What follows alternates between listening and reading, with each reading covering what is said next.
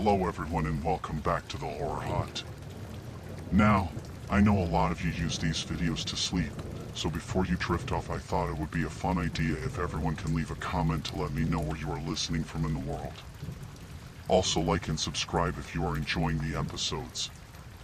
Right, let's get comfy and relax and let's begin. It was a quiet evening, and I was alone in my suburban home. I had just settled on the couch with a cup of tea, planning to catch up on some reading. The neighborhood was calm, as usual, and I found the silence comforting. The sun had just set, and the last light of the day was fading away. As I looked out the window, I noticed a car parked across the street. It was a dark sedan, not unusual by itself, but something about it felt off. The car had been there for over an hour, and I hadn't seen anyone get out. I shrugged it off, thinking maybe someone was just visiting a neighbor. I tried to focus on my book, but my eyes kept drifting back to that car. It was still there, engine off, no movement. My unease grew, and I couldn't shake the feeling that something was wrong. I decided to get up and close the curtains, hoping that would help me relax. Just as I was about to pull the curtain, I saw a man in the driver's seat.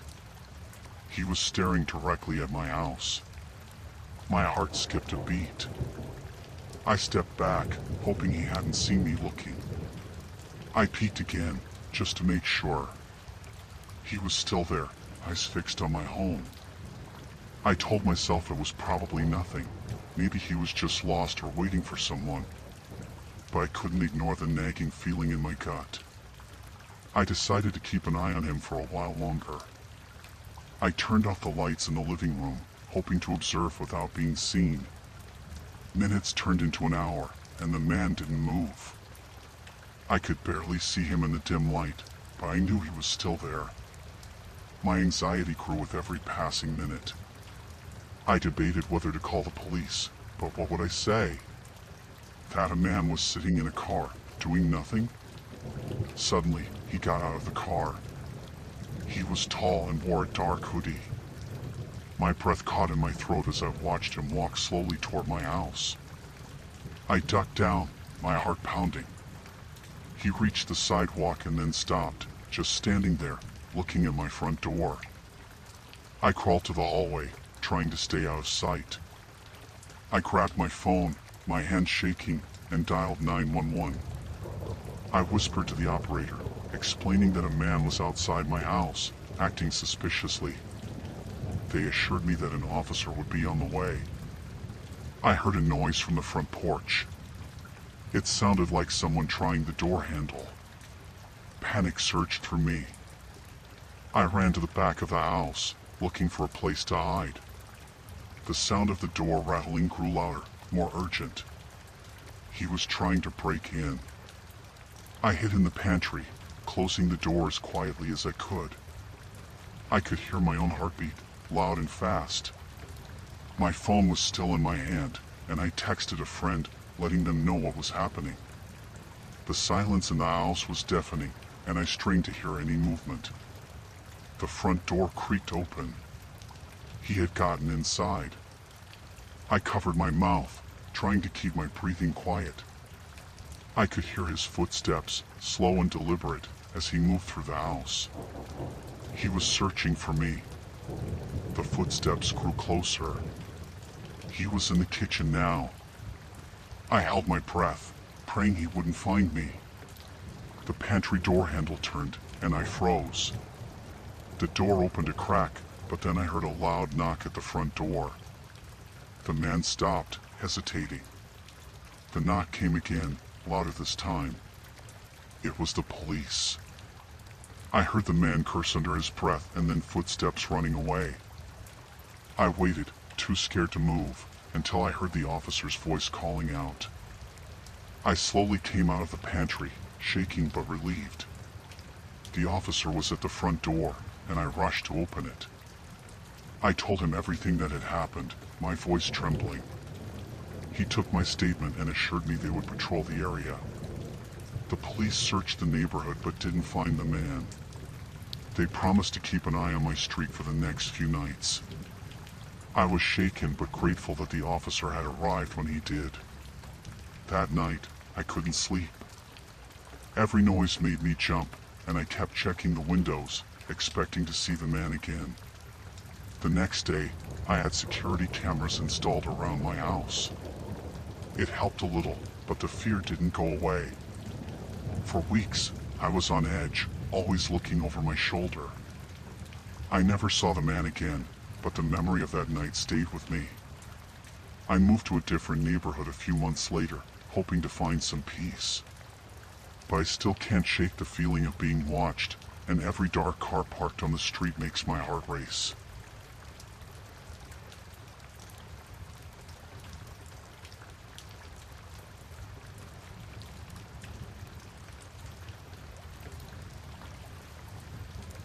I decided to take a solo camping trip in the Appalachian Mountains. I had been looking forward to it for months. The idea of getting away from everything and being surrounded by nature was appealing. I packed my gear, checked the weather, and set off on a Friday morning. The drive was long but scenic, and I felt a sense of peace as I left the city behind. I arrived at the trailhead in the late afternoon. There were a few other cars parked there, but it was mostly deserted. I double-checked my map, strapped on my backpack, and started hiking. The trail was steep and rocky, but the views were worth it. By the time I reached my intended campsite, the sun was starting to set. I set up my tent in a small clearing and built a fire. I cooked a simple meal and sat by the fire, enjoying the quiet. The only sounds were the crackling of the fire and the distant calls of birds. It was perfect. After a while, I crawled into my tent and fell asleep. In the middle of the night, I woke up to the sound of voices. At first, I thought it was just a dream, but then I heard it again. Low, muffled voices, not far from my campsite. I sat up, my heart racing. I unzipped my tent just a little and peeked out. There were 3 men standing by the edge of my campsite, talking quietly. They were dressed in camo and had rifles slung over their shoulders. I stayed as still as possible, hoping they would leave. But then one of them pointed towards my tent, and they started walking closer. I scrambled to get my flashlight and shone it in their direction. "Who's there?" I called out, trying to keep my voice steady. "Sorry to bother you," one of them said, stepping forward. "But you're on private land. This is our hunting territory." I apologized and explained that I had checked the maps and this area was supposed to be public land. They didn't seem to believe me. The one who spoke before, who seemed to be the leader, stepped closer and looked down at me. "Maps can be wrong," he said. "You need to pack up and leave. Now!" There was something in his tone that made my skin crawl. I nodded and said I would leave first thing in the morning. But he shook his head. "No, you need to leave now." I started packing my things, trying to stay calm. The men stood there, watching me. I felt their eyes on me the whole time. My mind was racing, trying to figure out what to do. They had guns, and I was alone. I just wanted to get out of there safely. Once I had everything packed, I put on my backpack and turned to leave. The leader stepped in front of me. "We'll walk you out," he said, his voice low. It didn't feel like an offer. It felt like a threat. They walked behind me as I made my way back down the trail. The forest was dark, and my flashlight only illuminated a small circle in front of me. The men didn't use flashlights. They seemed to know the trail well enough. Every now and then, I glanced back and saw their shadows following me. After about an hour of walking, we reached a point where the trail split. The leader stopped and pointed down a narrow path. "That way will get you back to the main road," he said. "Don't come back." I nodded and turned to go, but then I felt a hand grab my arm. I spun around, and one of the other men had me by the wrist. "Wait," he said, looking at the leader. "Maybe we should make sure he doesn't come back." Panic surged through me. The leader looked at me, then back at the man holding me. "Let him go," he said finally. "He'll get the message." The man released my wrist, and I stumbled back. I didn't wait to see if they would change their minds. I turned and ran down the narrow path as fast as I could. The branches scratched at my face and arms, but I didn't care. I just needed to get away. I ran until I couldn't run anymore. I stopped, gasping for breath, and listened. The forest was silent. No voices, no footsteps. I hoped that meant they weren't following me. I continued down the path at a brisk walk, my flashlight flickering as the batteries started to die. After what felt like hours, I finally saw the glimmer of the main road through the trees. Relief washed over me, but I didn't slow down until I was standing on the asphalt. I checked my phone, but there was no signal. I had no choice but to start walking towards the nearest town. It took me until dawn to reach a small gas station. I must have looked a sight because the clerk immediately asked if I was okay. I told them what happened, and they called the police. I gave a statement, but I didn't have much hope that anything would come of it. The men had been careful, and I doubted they would be easy to find. I drove home that day, my hands shaking the whole way. I haven't been camping since.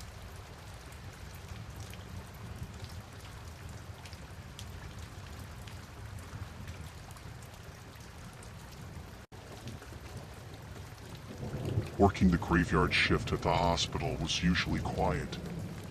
It was past midnight, and I was alone in the nurse's station, catching up on paperwork.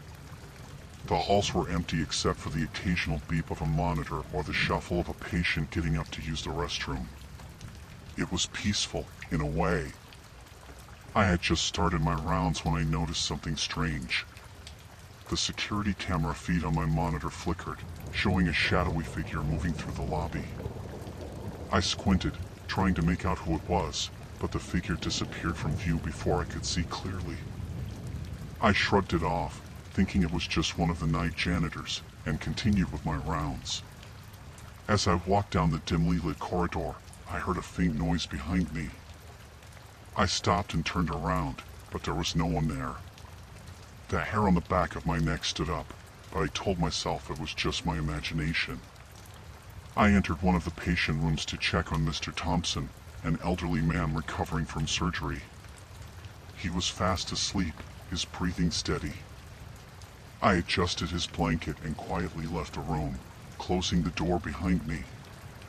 As I walked back to the nurse's station, I couldn't shake the feeling that I was being watched. I glanced at the security monitor again and saw the same shadowy figure, this time in one of the back hallways.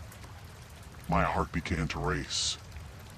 I picked up the phone to call security, but the line was dead. Panic started to set in. I remembered the stories I had heard about a disgruntled ex-employee who was fired a few months ago. He had blamed me, among others, for his termination. I never thought he would come back, but now I wasn't so sure. I decided to head to the security office myself. I walked quickly, my footsteps echoing in the empty halls. When I reached the office, the door was ajar, and the room was dark. I called out, but there was no answer. I stepped inside and found the security guard unconscious on the floor, a trickle of blood running down his forehead. I gasped and backed out of the room, my mind racing. I needed to find help, but I was alone. I grabbed the guard's walkie-talkie and tried to radio for help, but all I got was static. I was on my own. I knew I had to stay calm and think. The hospital was a maze of hallways and rooms. I could hide until morning, but I had to be smart about it. I decided to head to the supply closet on the 3rd floor. It was small and had a lock on the inside. As I made my way up the stairs, I heard footsteps behind me. I quickened my pace, my heart pounding in my chest. I reached the third floor and darted into the supply closet, locking the door behind me. I sank to the floor, trying to catch my breath. I listened intently, hoping the footsteps would fade away, but they grew louder. Whoever it was, they were getting closer. I held my breath, praying they wouldn't find me. The footsteps stopped right outside the door.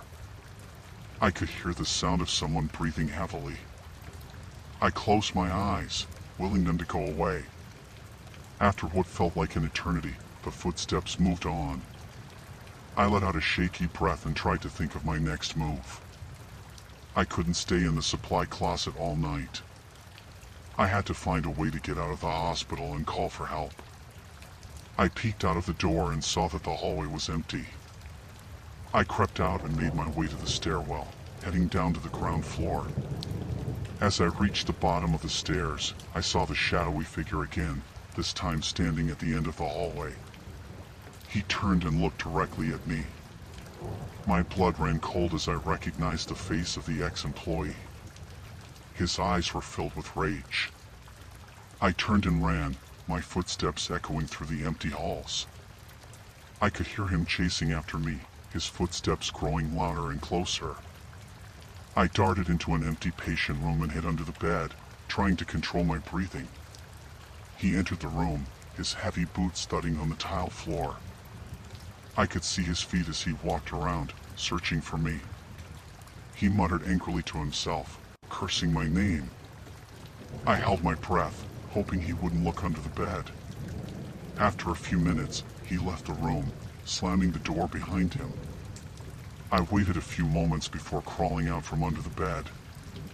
I had to find a way to stop him before he hurt anyone else. I remembered there was a phone in the doctor's lounge on the second floor. It was a long shot, but I had to try. I made my way back to the stairwell and climbed up to the second floor. The lounge was just down the hall. I reached the door and tried the handle. It was locked. I cursed under my breath and looked around for another way in. I spotted a window that led into the lounge. It was a tight fit, but I managed to squeeze through. I grabbed the phone and dialed 911, my hands shaking. The operator answered, and I quickly explained the situation. She assured me that help was on the way and told me to stay on the line. I heard a noise behind me and turned to see the ex-employee standing in the doorway, a twisted smile on his face. He lunged at me, and I dropped the phone, scrambling to get away. I grabbed a chair and swung it at him, hitting him in the side. He grunted in pain but didn't stop. He grabbed my arm and shoved me against the wall. I struggled, kicking and screaming, but he was too strong. Just as he was about to hit me, the door burst open and 2 police officers rushed in. They tackled him to the ground and handcuffed him. I sank to the floor, tears streaming down my face. The officers helped me up and escorted me out of the hospital. I was shaking, but I was safe. They took my statement and assured me that the ex-employee would be taken care of. I never worked a graveyard shift again after that night. The hospital was supposed to be a place of healing and safety, but it had become a place of fear.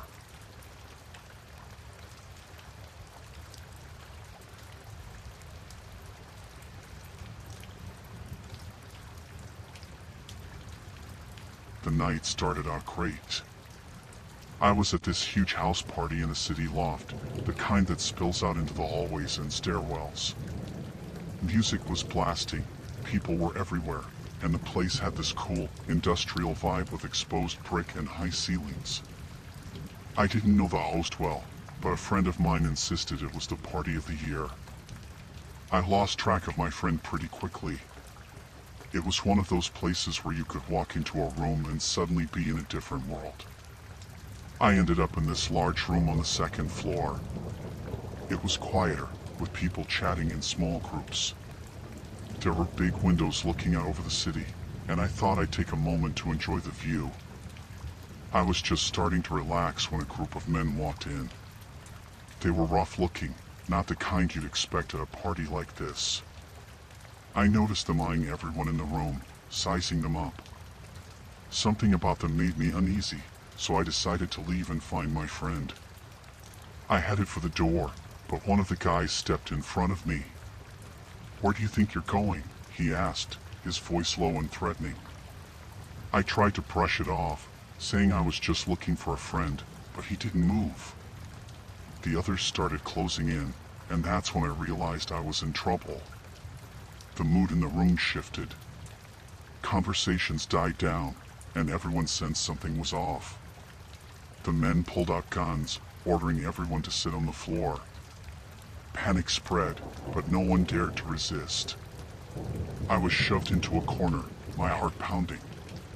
One of the men, who seemed to be the leader, started talking. He said they were there to rob the place and couldn't afford to leave any witnesses. The fear in the room was palpable. I couldn't believe this was happening. It felt like a nightmare. I looked around, trying to find a way out.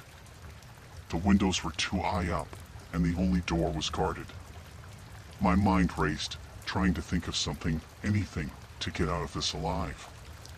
They made everyone hand over their phones and wallets. When it was my turn, I tried to keep calm and handed everything over. My hands were shaking so badly I almost dropped my phone. One of the men laughed at me, but I could tell he was on edge too. The leader made a call on his phone, speaking in hushed tones. From what I could gather, they were waiting for someone else to arrive. That gave me a sliver of hope. Maybe I could do something before then. I remembered seeing a fire escape outside the windows earlier. If I could get to it, I might have a chance. I started inching towards the windows, trying not to draw attention to myself. One of the men noticed and yelled at me to stop. I froze, my heart sinking. They started arguing amongst themselves, which gave me a small window of opportunity. I noticed one of the guys had left the door slightly ajar. I took a deep breath and bolted for it, throwing it open and sprinting down the hallway. Shouts erupted behind me, and I heard footsteps chasing after me. I didn't look back. I just ran, my lungs burning and my legs feeling like they might give out at any moment.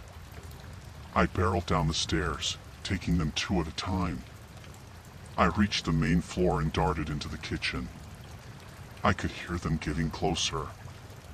I grabbed a heavy frying pan, hoping it might help if they caught up to me. I spotted a back door and ran for it, bursting out into an alley. The cold night air hit me like a slap. I could hear sirens in the distance, but they were still too far away. I ran down the alley, looking for a place to hide. I saw a dumpster and dove behind it, trying to make myself as small as possible. I held my breath, listening. The footsteps were getting closer. I gripped the frying pan, ready to swing if I had to. The footsteps stopped right in front of the dumpster. I could hear them talking, their voices angry and tense. They moved on, continuing down the alley. I waited, counting to 100 before daring to peek out. The coast was clear. I crept out from behind the dumpster and started running again, my mind focused on finding help. I made it to a busy street, gasping for breath. I saw a police car parked outside a convenience store and ran towards it, waving my arms frantically.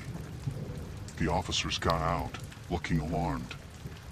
I managed to explain what was happening, and they called for backup. Within minutes, the area was swarming with police. They stormed the loft, and I watched from a safe distance as they brought out the men in handcuffs. Relief washed over me, but I knew I wouldn't feel truly safe until I was far away from this place. The police took my statement, and I called my friend to let them know I was okay.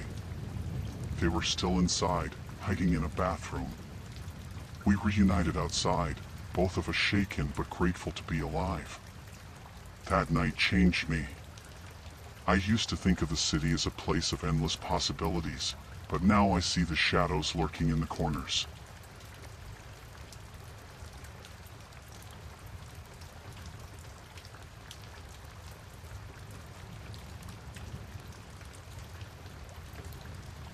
I had always thought of the farmhouse as a safe place. It belonged to my grandparents, and I would visit it every summer growing up. After they passed away, my parents inherited it. This year, they asked me to stay there for a few weeks to take care of some repairs. It was a bit out of the way, in the middle of nowhere, but I didn't mind. I enjoyed the peace and quiet. I arrived on a Friday afternoon. The drive was long, and I was tired. The sun was starting to set, casting a warm glow over the fields. I unpacked my things and settled in, enjoying the silence. I decided to spend the first night just relaxing, watching TV, and reading a book. As the night went on, a storm rolled in. The rain was heavy, and the wind howled through the trees. I liked the sound of it. It was comforting, in a way. I went to bed early, hoping to get a good night's sleep before starting the repairs in the morning. I woke up around midnight. Something felt off. I sat up in bed and listened. The storm had passed, but the house was too quiet. I heard a faint sound coming from outside. I couldn't place it at first, but it was getting closer. I got out of bed and walked to the window. I didn't see anything unusual, just the dark outline of the barn and the trees swaying in the wind. I shook it off, telling myself it was just my imagination.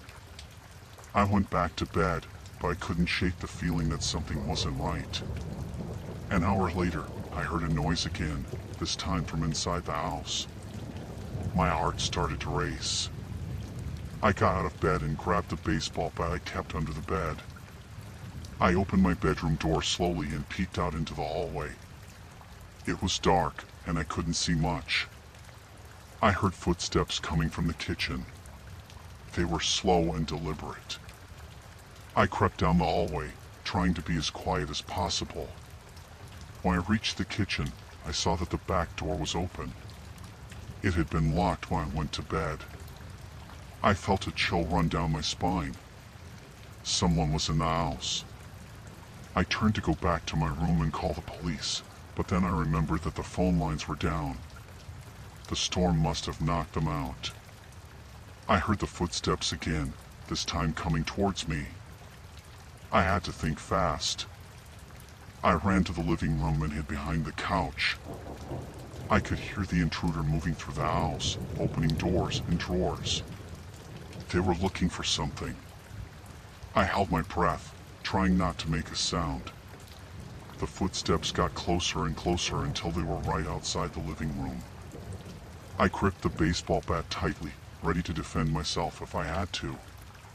The intruder walked into the living room. I could see their shadow on the wall.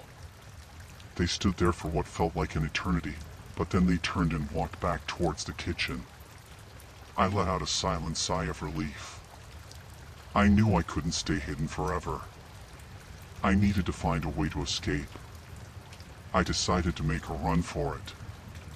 I got up from behind the couch and sprinted towards the front door. Just as I reached it, I heard the intruder shout behind me. I threw open the door and ran outside into the night. The rain had stopped, but the ground was still wet and slippery. I ran towards the barn, hoping I could hide there until the intruder gave up and left. I reached the barn and ducked inside, closing the door quietly behind me. I hid behind a stack of hay bales, trying to catch my breath. I could hear the intruder outside, searching for me. They were getting closer.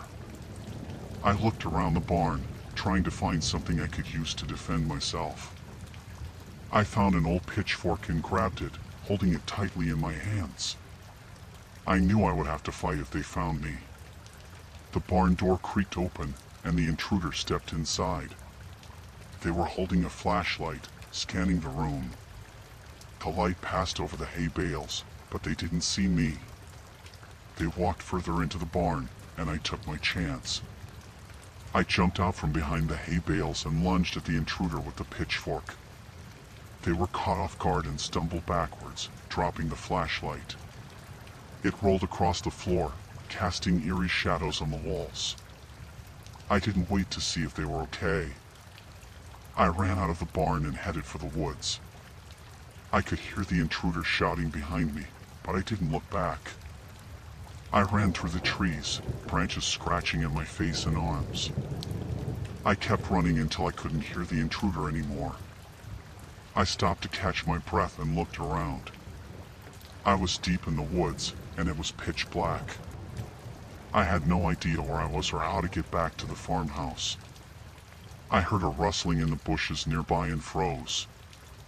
I held the pitchfork out in front of me, ready to defend myself. But it was just a deer, and it bounded away into the darkness. I knew I couldn't stay in the woods all night. I had to find help. I started walking, hoping to find a road or a house. After what felt like hours, I finally saw a light in the distance. It was a farmhouse, similar to my grandparents'. I ran towards it, hoping someone would be home. I banged on the door, shouting for help. A man opened the door, looking confused and concerned. I told him what happened, and he let me inside. He called the police, and they arrived within minutes. They searched the area but couldn't find the intruder. They told me it was safe to go back to the farmhouse, but I was too shaken to stay there alone. The man who helped me offered to let me stay with his family for the night, and I gratefully accepted. The next day, I went back to the farmhouse with the police. They found signs of a break-in, but no clues as to who the intruder was. I never found out who it was or why they were in the house. I finished the repairs and left the farmhouse as soon as I could. I still visit from time to time, but I'm always on edge, never feeling completely safe.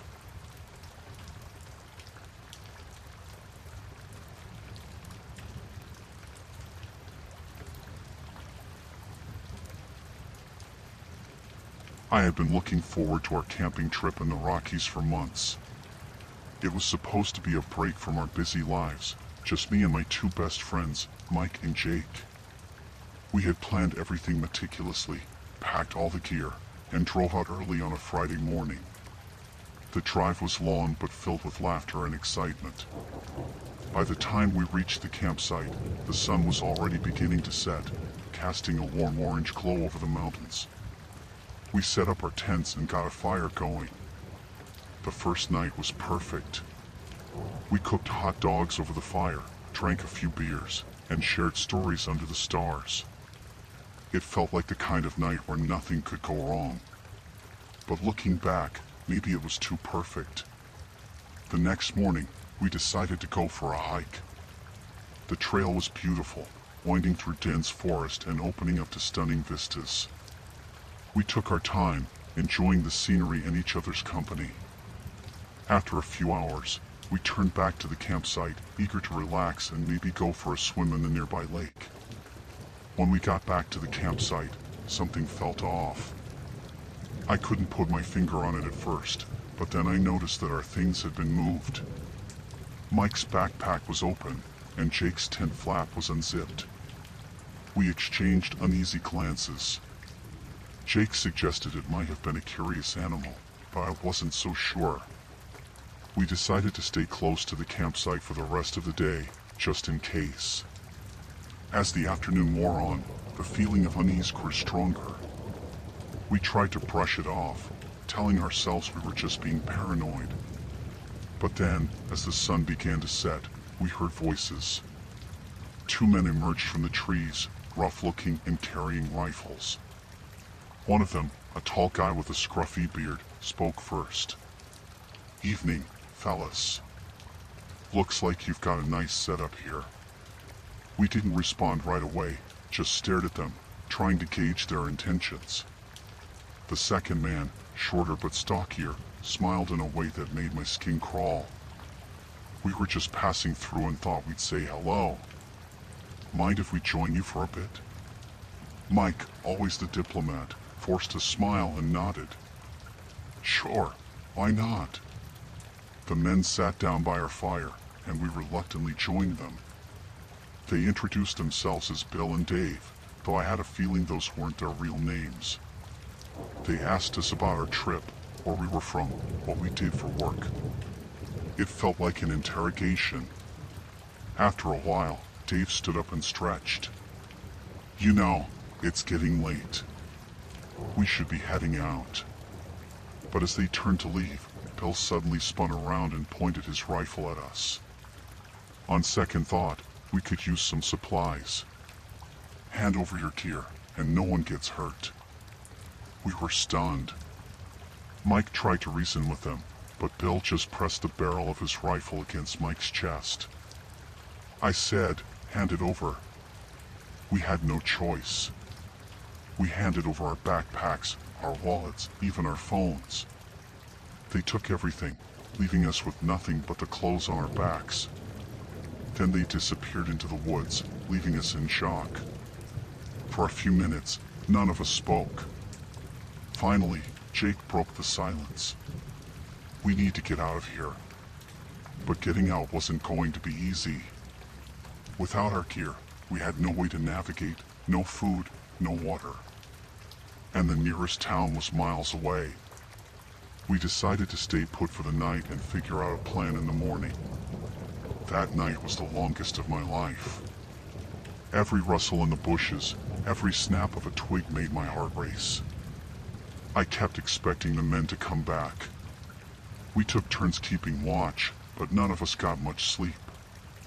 At first light, we started walking. We knew the general direction of the main road, but without a map or compass, we were mostly guessing. The terrain was rough, and the sun was blazing. By midday, we were exhausted and dehydrated. We found a small stream and drank greedily. It was a relief, but we knew we couldn't stay there. We pressed on, hoping to find the road before nightfall. As we walked, I couldn't shake the feeling that we were being watched. In the late afternoon, we heard a noise behind us. We turned and saw Bill and Dave coming through the trees. They had found us again. Panic set in. We started to run, but they were faster. Stop! Bill shouted. We just wanted to talk. But we didn't stop.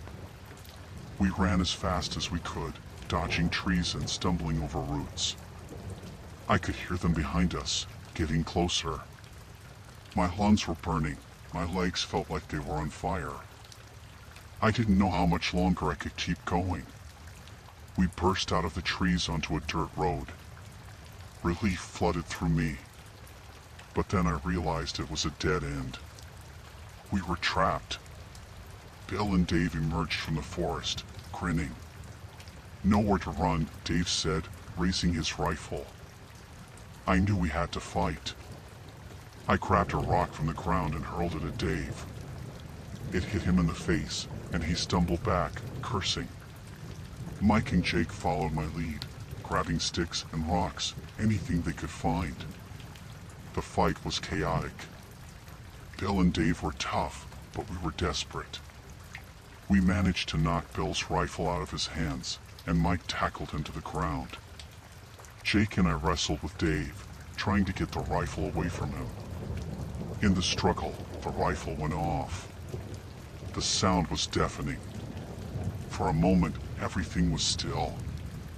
Then Dave slumped to the ground, blood pouring from his side. Bill, seeing his friend down, scrambled to his feet and ran into the forest. We were left standing there, shaking and panting. We didn't know what to do. Dave was still alive, but barely. We had to get help. Mike stayed with Dave while Jake and I ran down the road, hoping to find someone, anyone who could help. After what felt like hours, we found a ranger station. We burst inside, telling the ranger everything. He called for backup, and soon the place was swarming with police. They found Bill hiding in the forest and took him into custody. Dave was airlifted to a hospital, and we were finally safe. The whole experience left us shaken. We never went camping again after that. The Rockies, which had once seemed so beautiful and serene, now felt dangerous and threatening.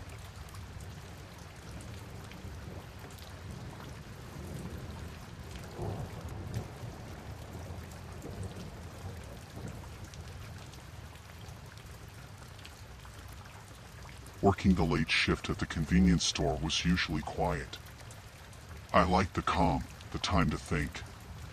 The hum of the fluorescent lights and the faint sound of traffic outside were the only noises. It was just after 11 p.m. when he walked in. At first, nothing seemed strange. He wore a hoodie, which wasn't unusual for the chilly night. But when he moved closer, I saw the mask. My heart started pounding. He pulled a gun from his pocket and pointed it at me. "Empty the register," he said, voice muffled by the mask. My hand shook as I fumbled with the keys. I kept glancing up, hoping for a customer to come in or for someone to pass by outside. No one did. The drawer slid open with a ding, and I began taking out the cash. "Hurry up," he barked, waving the gun. I handed him the money. He shoved it into a bag and then looked around the store. His eyes fell on me again. "You," he said, "come with me." Panic surged through me. "Please, I won't call anyone. Just take the money and go." He stepped closer, jabbing the gun toward me. "Shut up and move." I had no choice. He grabbed my arm and pulled me around the counter. We walked toward the back of the store, where the storeroom and the staff bathroom were. He pushed me into the storeroom and closed the door behind us. "Sit," he ordered, pointing to a chair in the corner. I sat, heart racing, trying to think of a way out. He stood by the door, watching me. "What's your name?" he asked suddenly. I swallowed hard. "Lisa," I replied. "Well, Lisa, you're going to help me," he said, his voice low and threatening. "If you do, I won't hurt you. What do you want?" I asked, trying to keep my voice steady. "I need a place to hide for a while," he said. "And you're going to make sure no one knows I'm here." He made me sit in the chair while he went through the storeroom, checking the small window in the door. He seemed satisfied that we were alone. He came back and stood over me, the gun never leaving his hand. Hours passed. He made me call the store's manager, telling them I was sick and had to close early. I lied as convincingly as I could, praying they wouldn't come to check on me. The robber watched me the whole time, making sure I said the right things. After the call, he let me use the bathroom. The small room had a window, but it was too high and too small to escape through. I looked around for anything I could use as a weapon, but there was nothing. When I came out, he was still there, the gun pointed at me. "Don't try anything," he warned. I nodded, feeling hopeless. We went back to the storeroom, and he made me sit again. He seemed restless, pacing back and forth. I watched him, trying to figure out what to do. Then I remembered the panic button under the counter, near the register. If I could get to it, I might be able to call for help. "I need some water," I said, trying to sound calm. He looked at me, suspicious. "Where?" "In the front, by the counter," I said. "There's a small fridge." He hesitated, then nodded. "Fine. But no funny business." We walked back to the front of the store. I could see the panic button just out of reach. I opened the fridge and took out a bottle of water.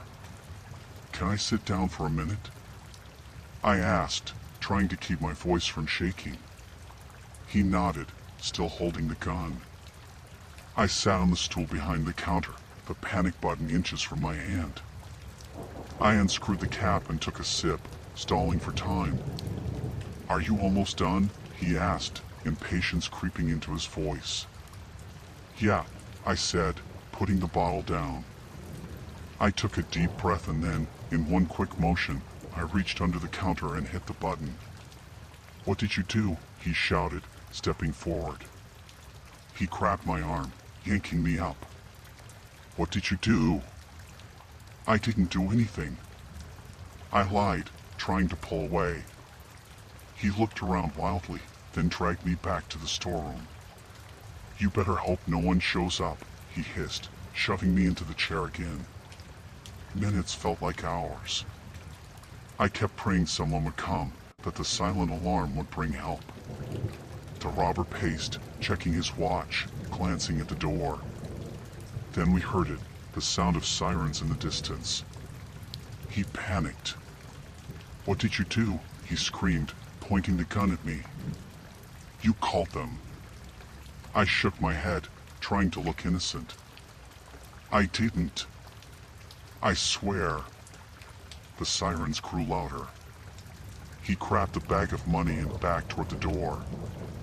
"You're coming with me," he said, pulling me up from the chair.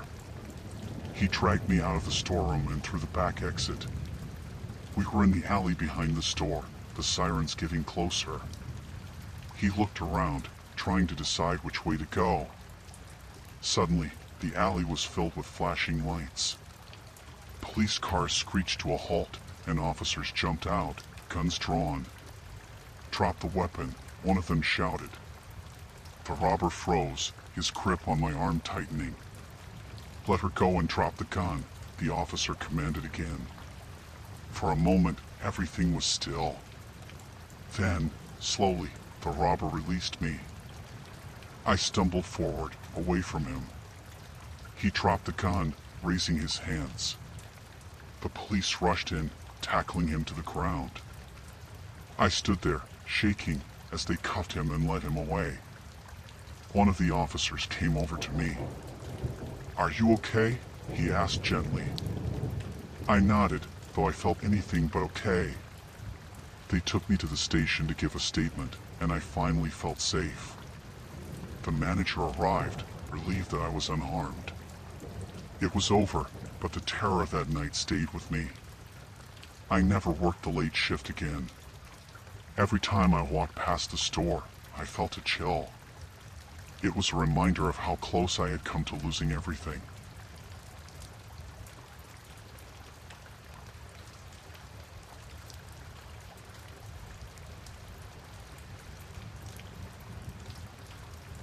I went to a frat party last night, something I usually avoided. It was loud and crowded, people everywhere. I had just gotten a beer and was trying to find a place to sit when I saw something weird in the corner of the room. 3 guys huddled together, talking in low voices. One of them kept looking around, nervous. I couldn't hear what they were saying over the music, but their body language was off. One of them pulled out a small bag, and I realized it was full of pills. The other guy handed him a wad of cash. I turned away, not wanting to see more. But I saw enough.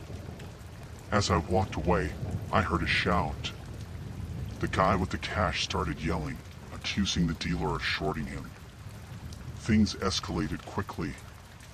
The dealer pulled out a knife.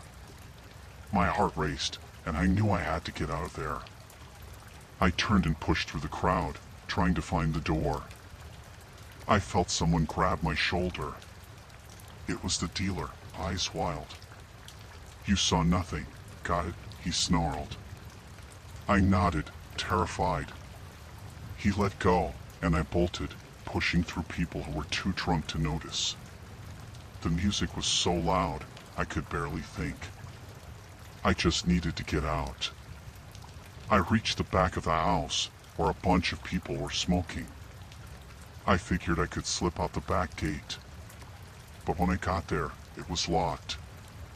I had to find another way. I ducked back inside, trying to stay calm. I weaved through the kitchen, almost running into a girl mixing drinks. She gave me a weird look, but I kept moving. I found a staircase and ran up, hoping to find an open window or another exit. But the upstairs was packed with people too. As I reached the top, I heard footsteps behind me. I glanced back and saw the dealer and his friend pushing through the crowd, looking for me. I ducked into a bedroom and closed the door quietly. My heart was pounding so loud, I was sure they could hear it. The room was dark, just a small lamp on the nightstand. I looked around, desperate for a place to hide. The closet was full of coats, so I squeezed in and closed the door. I could hear the party outside, muffled by the walls. Minutes felt like hours. I held my breath when I heard the door creak open. They were in the room. "I know you're in here," one of them said. I could see through a small crack in the closet door. The dealer was pacing, knife in hand. "Come out, and we won't hurt you," he lied. I stayed still, praying they wouldn't check the closet. The other guy started opening drawers, looking under the bed. My heart raced. I was trapped. The closet door swung open. I froze, expecting the worst. But they got distracted by a noise outside the room. Someone was calling them. "Let's go," the other guy said. "We'll find him later." They left, slamming the door behind them. I waited a few minutes, making sure they were really gone. I slipped out of the closet and tiptoed to the door. The hallway was clear. I had to get downstairs and out without being seen. I moved quickly, staying close to the wall. I could hear the dealer and his friend downstairs, arguing with someone. I reached the staircase and started down, trying to blend in with the partygoers. When I got to the living room, I saw my chance. The front door was open, people coming and going. I slipped through the crowd and out the door. The cool night air hit me, and I felt a rush of relief. I started walking quickly, not daring to look back. I needed to get far away from the house. I pulled out my phone and called my roommate. "Dude, come get me," I said. "I'm at the corner of Pine and 3rd. Hurry." I kept walking, putting as much distance between me and the party as I could. My roommate pulled up a few minutes later, and I jumped in the car. "Go, just go," I told him. He sped off, asking what happened. I told him everything, and he shook his head. "You're lucky they didn't find you," he said. When we got back to our place, I finally felt safe. I couldn't believe how close I came to getting seriously hurt. I stayed up all night, thinking about it. I knew I'd never forget the fear I felt, hiding in that closet, hoping they wouldn't find me. I decided then that frat parties weren't for me. I was done with that scene. It wasn't worth the risk. I was just glad I made it out alive.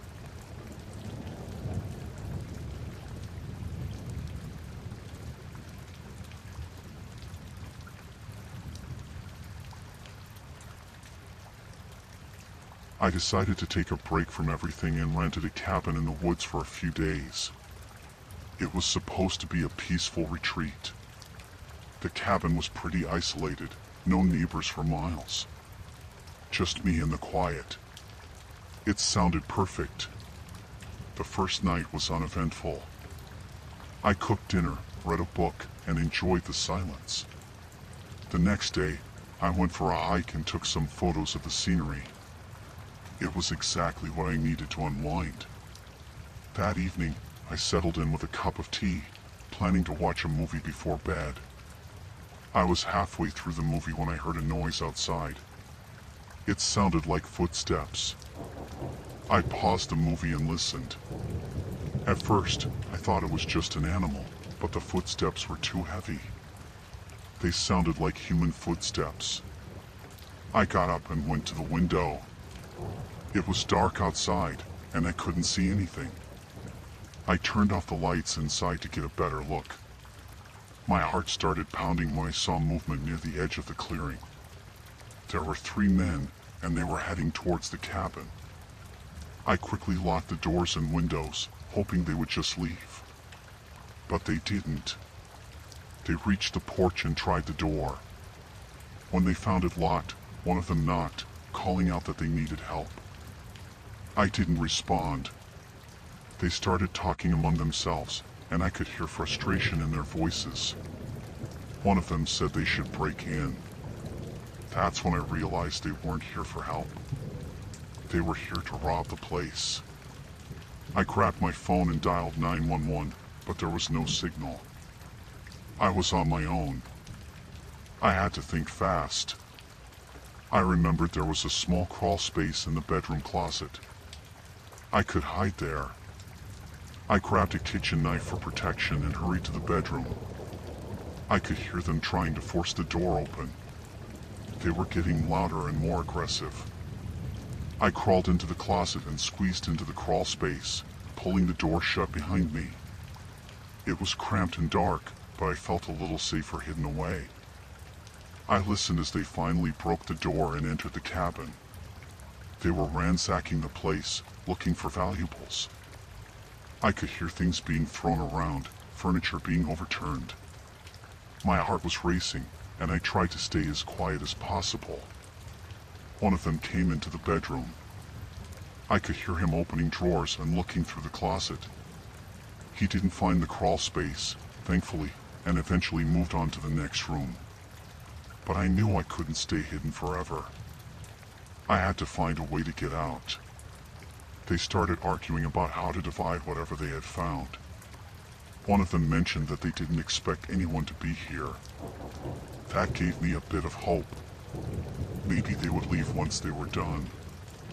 I waited for what felt like hours, but it was probably only about 30 minutes.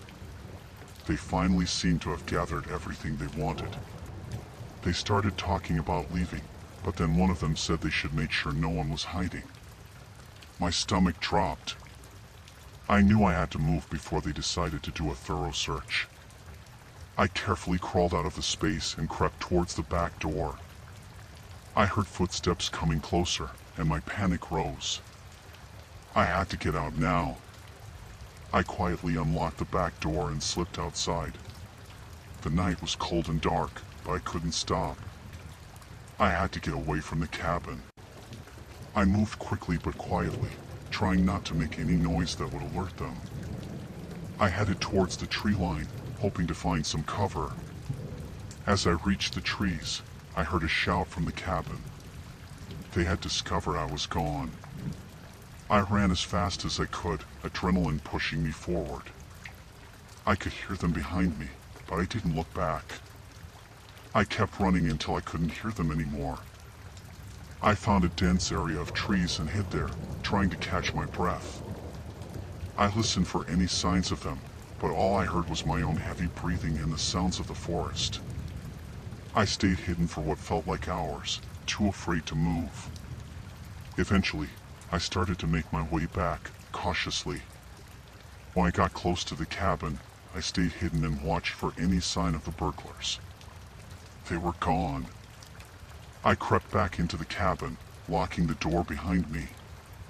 The place was a mess, but I was alive. I found my phone and finally got a signal. I called the police and told them everything. They arrived about an hour later, took my statement, and started searching the area. The burglars were never caught, but I was just glad to be safe. That was the scariest night of my life, and I don't think I'll ever go back to that cabin again.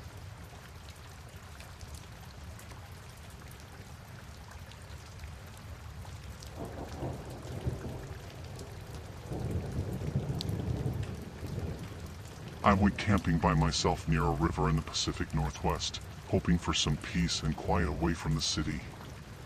It was supposed to be a relaxing weekend, just me and nature.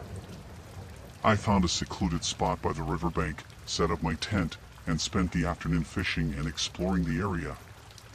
As evening approached, I decided to gather firewood for the night. That's when I stumbled upon it, a makeshift camp hidden deeper in the woods. At first, I thought it was just another camper, but as I got closer, I saw barrels, chemical containers, and a strange smell lingering in the air. It hit me, it was a meth lab.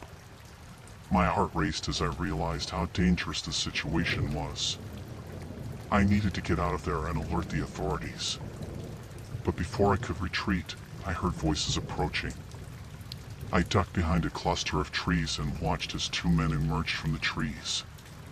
They were armed, talking in hushed tones about their operation. I knew I had to get away quietly. I slowly backed away, careful not to make any noise that would alert them. But just as I turned to leave, a branch cracked under my foot. They heard it. "Who's there?" one of them shouted, his voice echoing through the trees. My heart sank. They were coming after me. I took off running, adrenaline pumping through my veins. I could hear them crashing through the underbrush behind me, shouting threats and curses. I dodged trees and leaped over fallen logs, trying to put as much distance between us as possible. The forest was dense, making it hard to navigate in the growing darkness. My only thought was to keep moving, to find a way out and get help. I could hear them gaining on me, their footsteps getting closer. Panic set in, but I pushed myself to run faster. I veered towards the river, hoping the water would slow them down. I splashed through the shallows, the cold water biting into my legs. I glanced back and saw them at the riverbank, yelling at each other. They were hesitant to follow me into the water, buying me precious seconds. I used the opportunity to scramble up the opposite bank and continued running. I didn't dare stop to catch my breath. I needed to find help, to get away from those men and their dangerous operation. I ran until I couldn't hear them anymore, until my legs felt like lead and my lungs burned. Eventually, I stumbled upon a hiking trail. I followed it, hoping it would lead me back to civilization. My mind raced with thoughts of what I had witnessed at the meth lab, the armed men, the danger I had narrowly escaped. Hours passed before I finally came across a ranger station. I burst through the door, breathless and covered in dirt and sweat. The ranger on duty looked startled but quickly took in my disheveled appearance and listened to my frantic explanation. They called the police immediately. I gave them all the details I could remember, the location of the meth lab, descriptions of the men, everything. They assured me they would send officers out to investigate right away. I stayed at the ranger station until the police arrived. They took my statement and assured me they would do everything they could to apprehend the men responsible. I felt relieved but still shaken by the ordeal. The police drove me back to the campground to collect my belongings. They searched the area thoroughly, finding the meth lab exactly where I had described. It was a chilling confirmation of what I had stumbled upon. In the following days, I cooperated with the police, providing more details as they pieced together the investigation. They eventually caught the men, thanks to the information I provided and evidence they found at the scene. I was grateful to be alive and safe. The experience left me shaken, but it also taught me to be more cautious and aware of my surroundings. I never expected my camping trip to turn into a life or death situation, but it was a stark reminder of how quickly things can escalate in the wilderness. I haven't been camping alone since that day.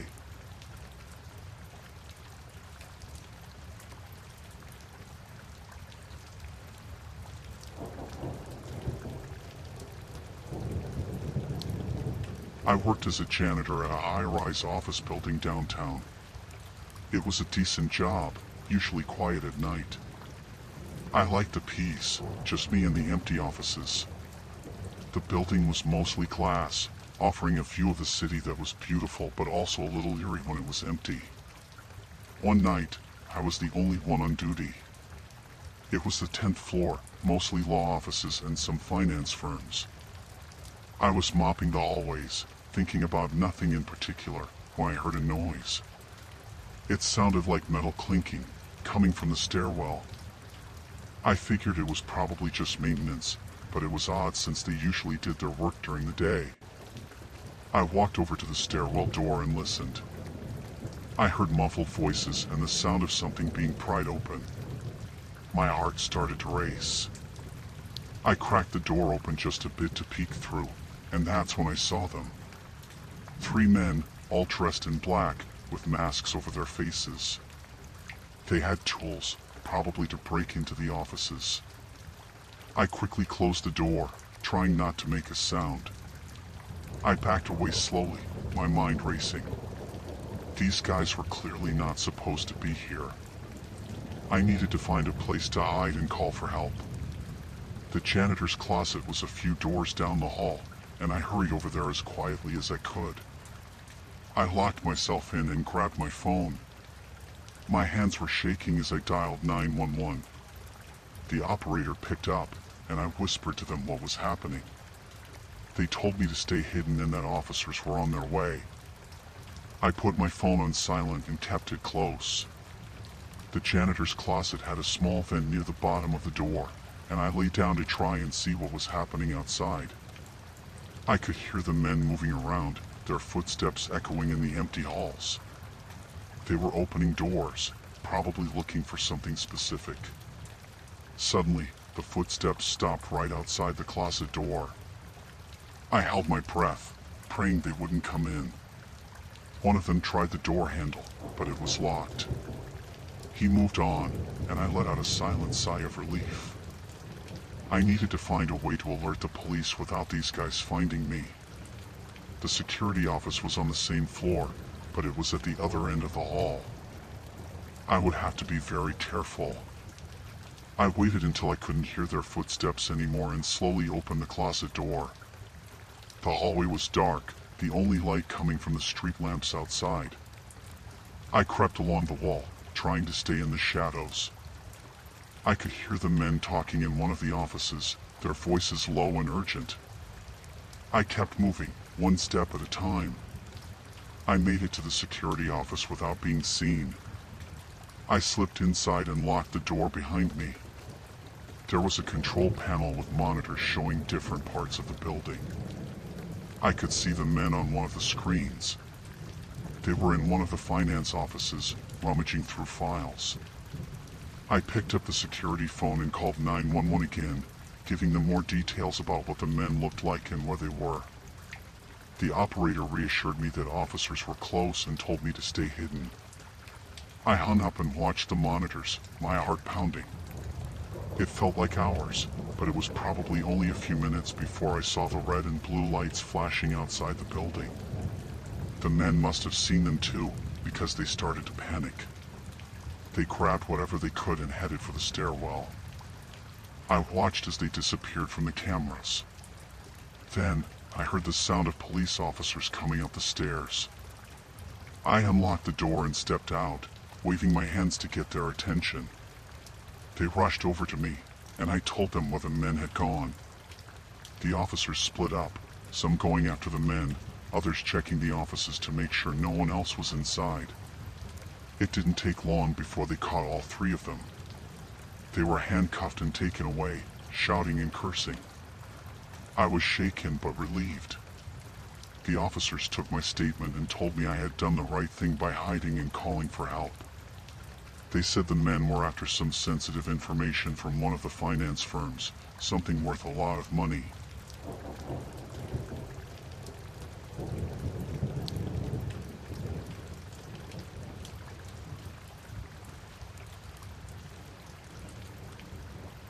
I had never been to a party like this before. It was New Year's Eve, and I had somehow snagged an invite to a luxury penthouse party in the heart of the city. The view was incredible, with floor-to-ceiling windows showcasing the skyline. I felt out of place among the rich and famous, but I tried to blend in and enjoy myself. The host, a wealthy entrepreneur named Richard, was well known for throwing the most extravagant parties. The guest list was a who's who of celebrities, politicians, and business moguls. I was just a plus one, tagging along with my friend Mike, who knew someone who knew someone. The party was in full swing. Champagne flowed freely, and the music was loud. I wandered around, taking in the opulence. Everywhere I looked, there were people dressed to the nines, laughing and mingling. I felt like I was in a different world. I made my way to the balcony to get some fresh air. The night was crisp and clear, and the city lights sparkled below. As I leaned on the railing, I overheard a conversation between two men standing in the shadows nearby. At first, I wasn't paying attention, but then I heard something that made my blood run cold. One of the men was talking about a high-profile guest at the party, someone very important. they were planning to assassinate him before midnight. My heart started pounding in my chest. I couldn't believe what I was hearing. I needed to do something, but I didn't know who to trust. I stepped back into the party, scanning the room for Mike. I needed to find him and figure out what to do. But the crowd was thick, and it was hard to see anything clearly. I pushed my way through, trying to stay calm. As I moved, I caught sight of the two men I had overheard. They were making their way through the crowd, looking suspiciously alert. I ducked behind a group of people, hoping they wouldn't see me. I needed to find Mike and tell him what I had heard. Finally, I spotted him near the bar, chatting with a woman I didn't recognize. I hurried over and pulled him aside. "Mike, we have a problem," I whispered urgently. He looked at me, confused, but I didn't have time to explain everything. "There's a plot to kill someone here tonight. We need to warn them." Mike's eyes widened, and he glanced around nervously. "Are you serious?" he asked. I nodded, and he took a deep breath. "Okay, who is it? Who are they targeting?" "I don't know yet," I admitted. "I just overheard them talking on the balcony. We need to find out who the target is and warn them." We moved through the crowd together, trying to act natural. I kept an eye on the two men, who were now standing near the entrance, scanning the room. They looked like they were waiting for something or someone. Mike and I approached Richard, the host, and told him what I had overheard. His face went pale, and he immediately pulled out his phone to call security. "Stay close," he told us. "We need to find out who they're after and make sure they're safe." We started discreetly asking around, trying to figure out who the high-profile guest might be. It wasn't long before we learned that the mayor was attending the party. He was a well-known figure, and his presence would certainly make headlines. Richard approached the mayor and whispered something in his ear. The mayor's expression changed from jovial to serious in an instant. He nodded and followed Richard toward a private room, with security trailing behind. I felt a moment of relief, thinking that we had managed to warn the target. But then I realized that the two men were no longer by the entrance. Panic surged through me as I scanned the room, searching for them.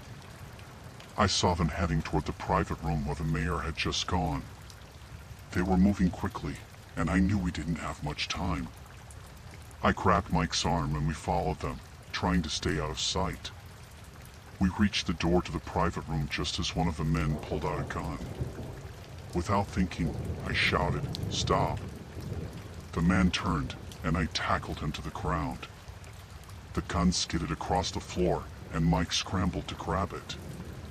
The second man lunged at me, but I managed to kick him away. Security burst into the room, tackling both men and restraining them. I was shaking, adrenaline coursing through my veins. The mayor looked shaken but unharmed. Richard thanked us profusely as the police were called and the two men were taken away. The party was effectively over, with guests murmuring and leaving in a hurry. I sat down, trying to process everything that had happened. Mike and I gave our statements to the police, explaining how we had overheard the plot and managed to warn the mayor in time. They commended us for our quick thinking and bravery. As we left the penthouse, the city was still alive with New Year's celebrations. Fireworks lit up the sky, and people were cheering in the streets. It felt surreal after everything that had happened. We walked in silence for a while, both of us lost in our thoughts. Finally, Mike broke the silence. "I can't believe we just went through that," he said. I nodded, still trying to wrap my head around it all.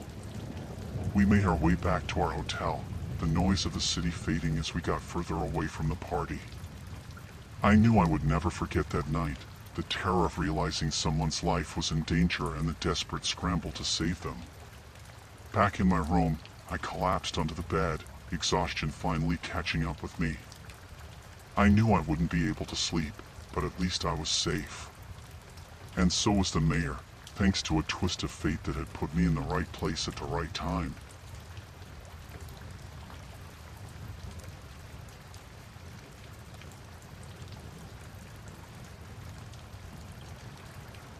It was a typical Friday night, and I had just settled in for a quiet evening in my apartment. The city outside buzzed with life, but I preferred the solitude of my small space. I lived alone on the 7th floor of a 10-story building, and my neighbors were mostly quiet, keeping to themselves. Around 10 p.m., I heard an odd noise coming from the apartment next door. At first, I thought it was just the usual sounds of an old building, pipes groaning, or maybe the neighbor moving furniture. But the noise persisted, a rhythmic thumping that grew louder by the minute. I turned off the TV and listened closely. It sounded like someone was hammering against the wall. I shrugged it off, assuming the neighbor was doing some late-night renovations. It was annoying, but I figured it would stop soon. I went to the kitchen to make some tea, hoping the noise would cease. As I poured hot water into my mug, the thumping intensified. It wasn't just a random hammering, it had a deliberate, almost desperate rhythm. I felt a chill run down my spine. I decided to knock on my neighbor's door and ask them to stop. But when I reached their door, there was no response. I knocked again, harder this time. "Hello? Is everything okay in there?" I called out. Silence. I pressed my ear against the door, but all I could hear was the relentless thumping. My heart started to race. Something was definitely wrong. I went back to my apartment and locked the door behind me. The noise seemed to follow me, growing louder and more insistent. I pressed my ear to the wall and realized it was coming from the living room. I crept closer, trying to make sense of the sound. That's when I noticed a small crack in the wall. It wasn't there before. The thumping was coming from that crack, as if someone was trying to break through. My heart pounded in my chest as I watched the crack slowly widen. Panic set in. I grabbed my phone and dialed 911, my hands shaking. The operator assured me that help was on the way, but I couldn't just stand there and wait. I needed to do something to protect myself. I pushed my couch against the wall, trying to barricade it. The thumping grew louder, more frantic. I could hear the sound of plaster cracking and breaking. I grabbed a heavy chair and added it to the makeshift barricade, hoping it would hold. I backed away, my eyes fixed on the wall. The crack was now several inches wide, and I could see something moving on the other side. It looked like a hand, clawing at the wall, trying to break through. I felt a scream rising in my throat but swallowed it down. I needed to stay calm. The front door. I ran to the door and checked the locks. They were secure, but I didn't feel safe. I grabbed a kitchen knife and stood near the door, ready to defend myself if necessary. The thumping was now a deafening roar, echoing through the apartment. Minutes felt like hours. I kept glancing at the wall, expecting the worst. Finally, I heard the sound of sirens in the distance. Relief washed over me as the noise grew closer. But the thumping didn't stop. It was as if whoever was on the other side knew their time was running out. A loud crash echoed through the apartment as the wall gave way, and a man's face appeared through the hole. His eyes were wild, his expression twisted with desperation. I screamed and held the knife out in front of me, my hands trembling. The front door burst open, and 2 police officers rushed in, guns drawn. They tackled the man, pulling him away from the wall and dragging him out of the apartment. I collapsed onto the floor, tears streaming down my face. The officers assured me that I was safe now, but the terror of the experience lingered. They explained that the man was a fugitive, hiding out in the building. He had been tunneling through the walls, trying to find a way to escape. I couldn't believe it. It sounded like something out of a nightmare. They took my statement and promised to have maintenance fix the wall first thing in the morning. I spent the rest of the night at a friend's place, too shaken to stay in my apartment. The next day, I returned to find the wall repaired and a new lock installed on my door. Life slowly returned to normal, but I couldn't shake the feeling of unease. Every creak, every groan of the building made me jump. I had always considered my apartment a safe haven, but now it felt violated, tainted by the memory of that night.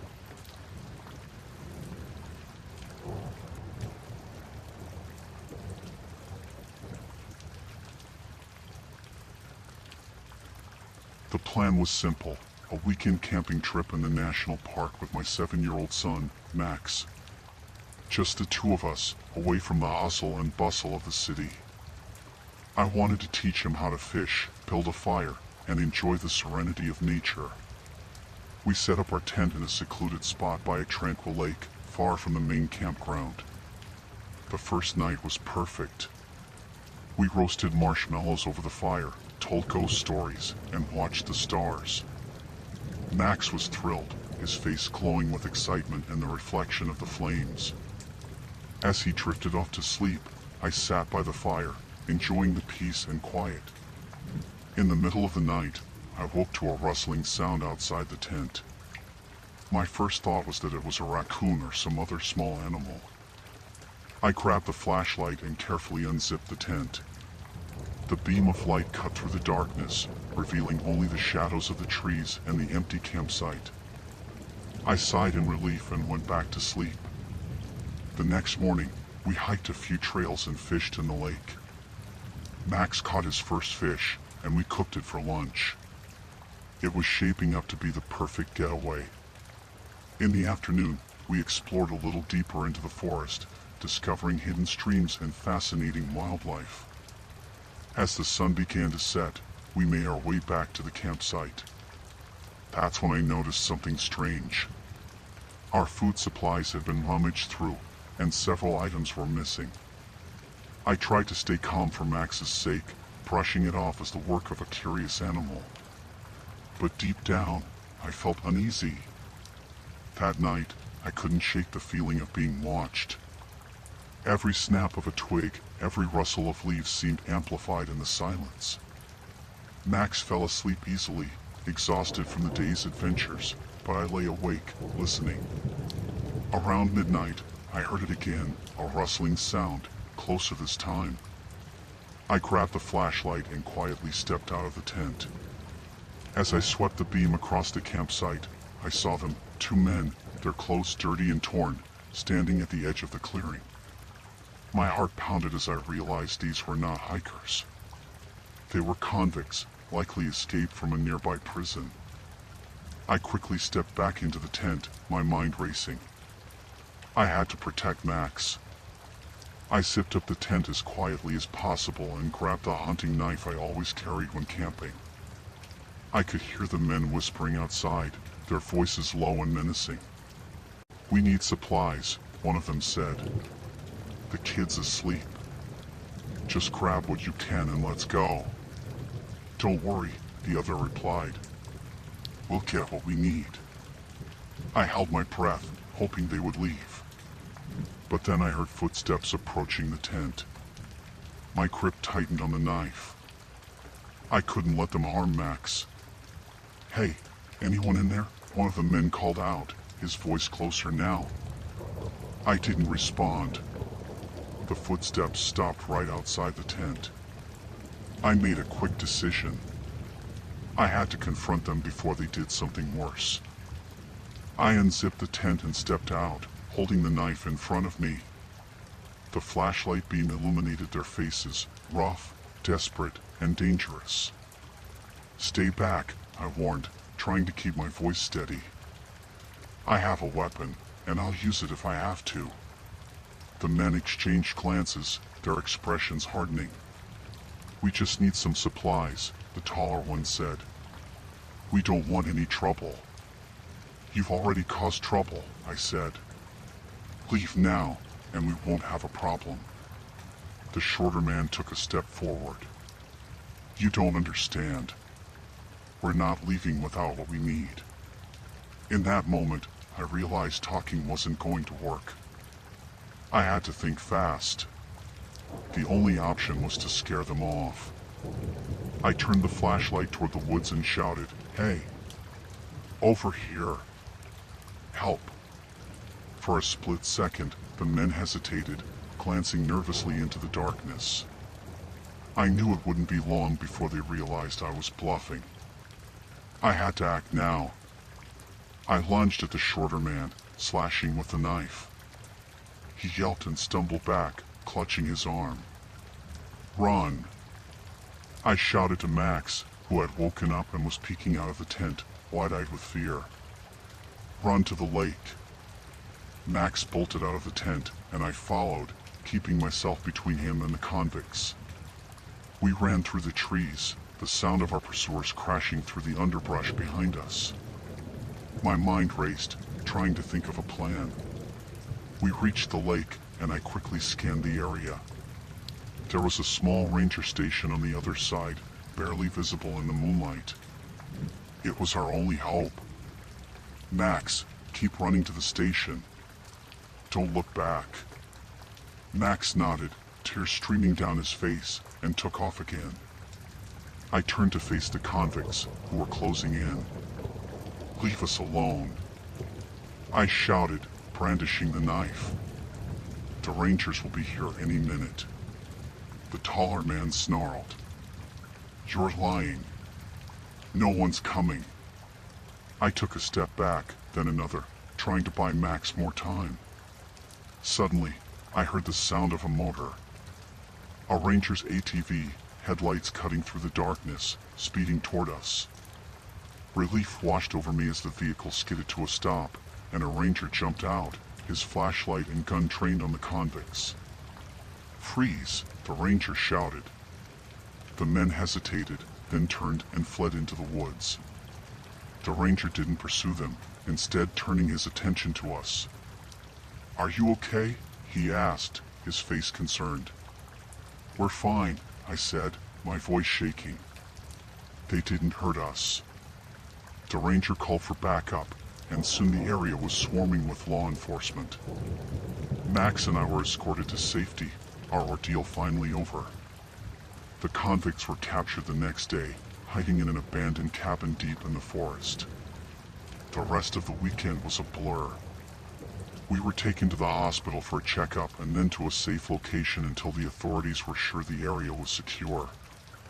Max clung to me, his fear slowly subsiding as he realized we were safe. It took a while for us to recover from that night. Max had nightmares for weeks, and I couldn't shake the memory of those desperate faces. But we were safe, and that was what mattered. In time, we went on more camping trips, but we were always more cautious, more aware of the dangers that could lurk in the wilderness.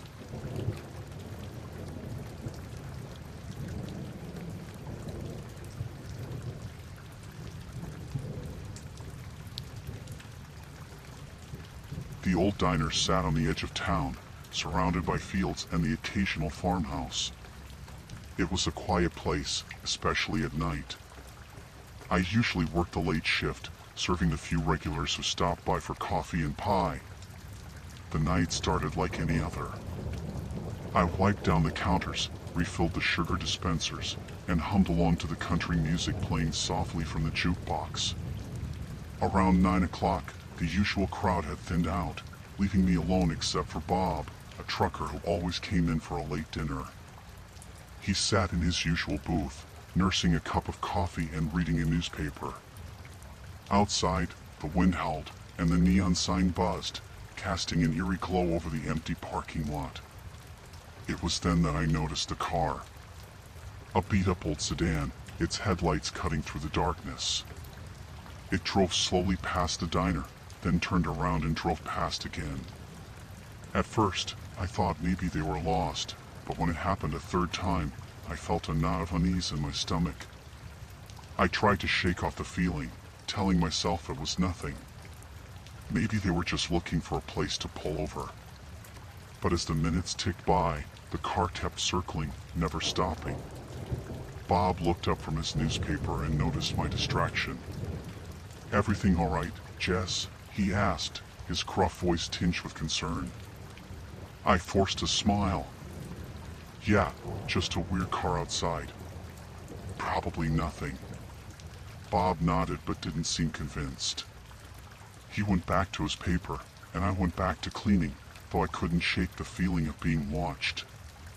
The car made another pass, and this time it stopped at the edge of the parking lot. My heart pounded as I watched two figures inside, their faces hidden in shadow. I glanced at the clock. It was nearly 10, and I was supposed to close up soon. I hoped the car would leave, but instead, the engine cut off, and the occupants remained inside. The knot in my stomach tightened. Something wasn't right. I walked over to the door and locked it, trying not to make it obvious. Bob noticed and raised an eyebrow. "You sure you're okay?" "Yeah, I lied. Just being cautious." He nodded, took a last sip of his coffee, and stood up. "Well, I better hit the road. You stay safe, Jess." "Thanks, Bob," I said, watching him leave. I wished he could stay, but I didn't want to worry him. As his truck rumbled away, the parking lot felt even more desolate. The car still hadn't moved. I tried to busy myself with closing tasks, but my eyes kept drifting to the window. Finally, one of the figures stepped out of the car. A man, tall and broad-shouldered, wearing a hooded jacket. He stood by the car for a moment, looking toward the diner, then started walking across the lot. My heart raced as he approached. I ducked behind the counter, hoping he wouldn't see me. I heard the door rattle as he tried to open it, then a heavy knock. "Hey, anyone in there?" he called out, his voice muffled by the glass. I didn't answer, praying he would go away. The knocking grew louder, more insistent. "I know someone's in there. I just need to use the phone." I stayed hidden, my mind racing. Why would he need to use the phone in the middle of nowhere? My cell phone was in my bag, but I didn't dare move to get it. The man pounded on the door again, then cursed under his breath. I peeked over the counter and saw him talking to the second figure, who had now stepped out of the car. A woman equally as menacing, her face hard and cold. They exchanged a few words, then started looking around the building. My breath caught in my throat as I realized they were searching for another way in. I needed to do something, but what?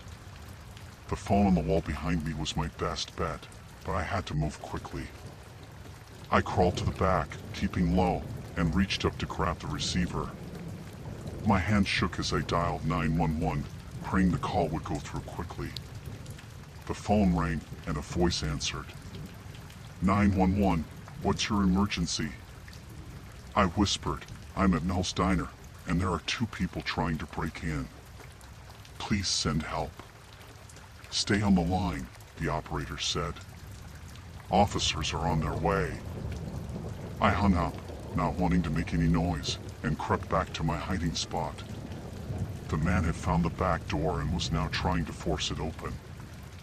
I heard the wood creak and splinter as he shoved against it. The minutes dragged on, each one feeling like an eternity.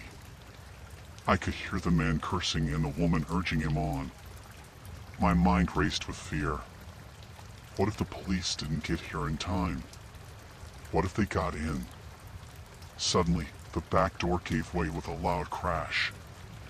I stifled a scream and ducked lower behind the counter. The man's heavy footsteps echoed through the kitchen as he searched for me. Come out, wherever you are, he taunted, his voice dripping with malice. I pressed myself against the floor, barely daring to breathe. The woman joined him, her footsteps lighter but no less threatening. They moved through the diner, overturning chairs and searching every corner. She's gotta be here somewhere, the woman said. Find her. I heard them moving closer, their shadows falling over my hiding spot. My heart pounded so loudly I was sure they could hear it. Just as I thought they would find me, the sound of sirens pierced the night air. The man cursed again. Cops. Let's get out of here. They ran for the back door, their footsteps fading into the night. I stayed hidden, too afraid to move until I heard the voices of the police officers entering the diner. "Ma'am, are you all right?" one of them called out. I slowly stood up, my legs trembling. "I'm here," I said, my voice barely a whisper. The officers escorted me outside, where their patrol car's lights flashed red and blue. I told them everything that had happened, and they promised to search the area for the intruders. As they drove me home, I couldn't stop shaking. The terror of the night had left me shaken to the core.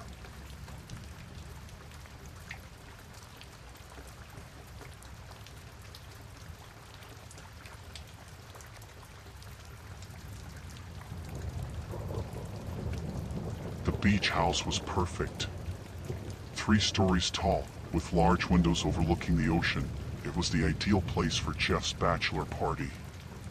We had been planning this weekend for months. A group of old college friends, we were looking forward to a few days of fun and relaxation before Jeff's wedding. We arrived on a Friday afternoon, our cars packed with food, drinks, and enough gear for a small army. The first night was a blur of laughter, beers, and stories of old times. It felt good to be back together, away from the stresses of work and daily life. Saturday morning came with the promise of sunshine and a day on the beach. We spent hours swimming, playing volleyball, and lounging in the sand. By late afternoon, we headed back to the house to shower and get ready for the evening's festivities. It was then that I first noticed something odd about Craig. Craig was a friend of Jeff's from his new job. None of us knew him well, but he seemed friendly enough. Still, there was something off about the way he kept to himself, watching us with a strange intensity. As the evening progressed, my unease grew. Craig kept asking questions about our lives, digging for details that felt intrusive. He didn't seem interested in Jeff at all, which was odd for a guy attending his bachelor party. I mentioned it to Paul, one of my closest friends, but he brushed it off as paranoia. Night fell, and the party moved to the deck overlooking the beach. We lit a fire in the pit and settled into chairs, the conversation turning to Jeff's upcoming wedding. Craig sat on the edge, his eyes glinting in the firelight, listening more than talking. Around midnight, I went inside to grab another drink. As I passed the kitchen, I saw Craig rifling through Jeff's bag. My heart skipped a beat. I stepped back into the shadows, watching as he pulled out Jeff's phone and started scrolling through it.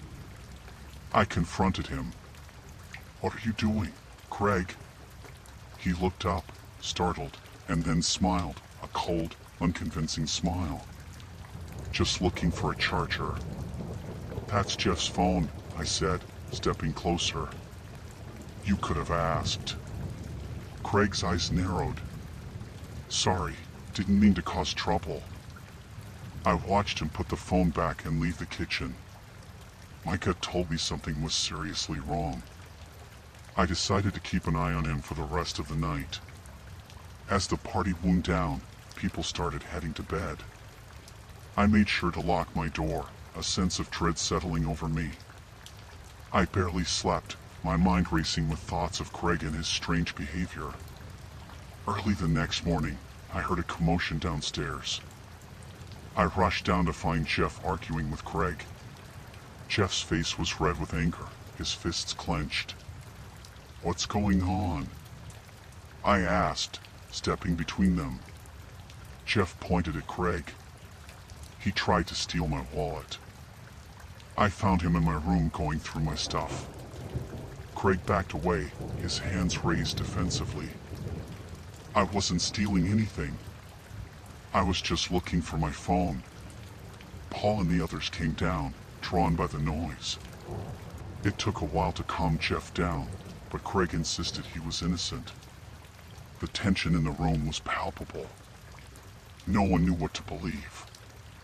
We decided to cut the weekend short. Jeff was too upset to stay, and the rest of us felt uncomfortable with Greg around. As we packed our things, I kept a close eye on Greg, worried about what he might do next. On the drive back, Jeff confided in me. I don't know how he got invited. I didn't send him an invitation.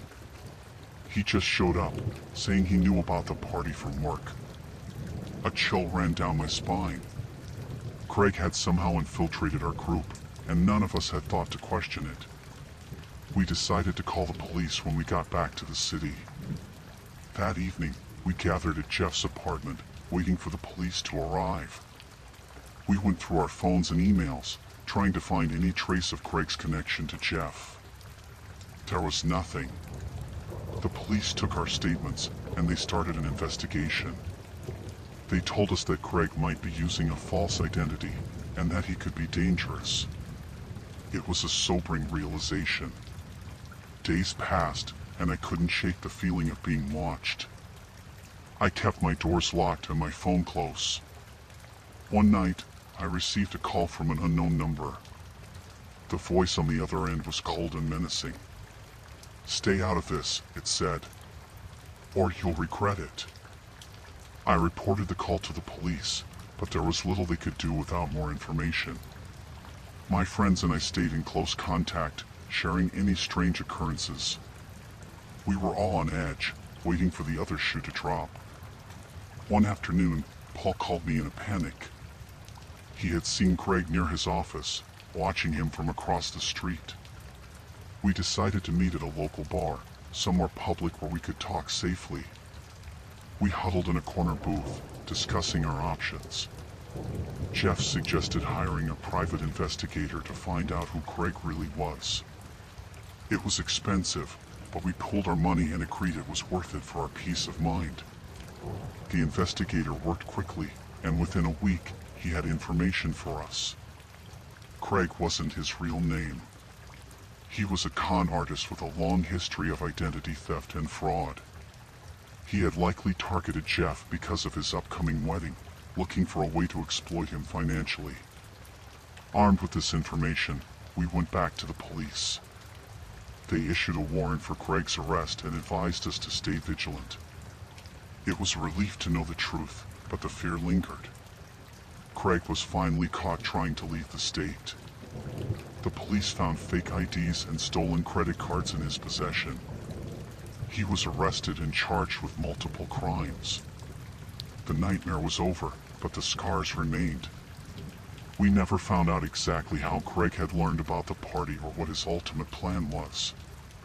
But we were grateful to have each other and to have uncovered the truth before it was too late. The experience brought us closer together, a bond forged in fear and resilience. We vowed to always be more cautious and to protect each other from harm. Jeff's wedding went off without a hitch, a celebration of love and friendship that had survived a terrifying ordeal. In the end, we learned that evil can lurk in the most unexpected places, and that the strength of true friends can overcome even the darkest of threats.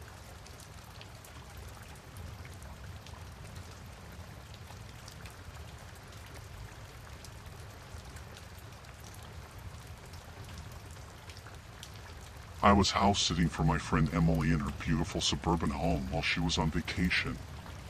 It was a quiet neighborhood, and I was looking forward to a peaceful week. The house was cozy, with large windows that let in plenty of sunlight during the day. At night, it was just me and the sound of the wind rustling through the trees. On the third day, around mid-afternoon, the doorbell rang.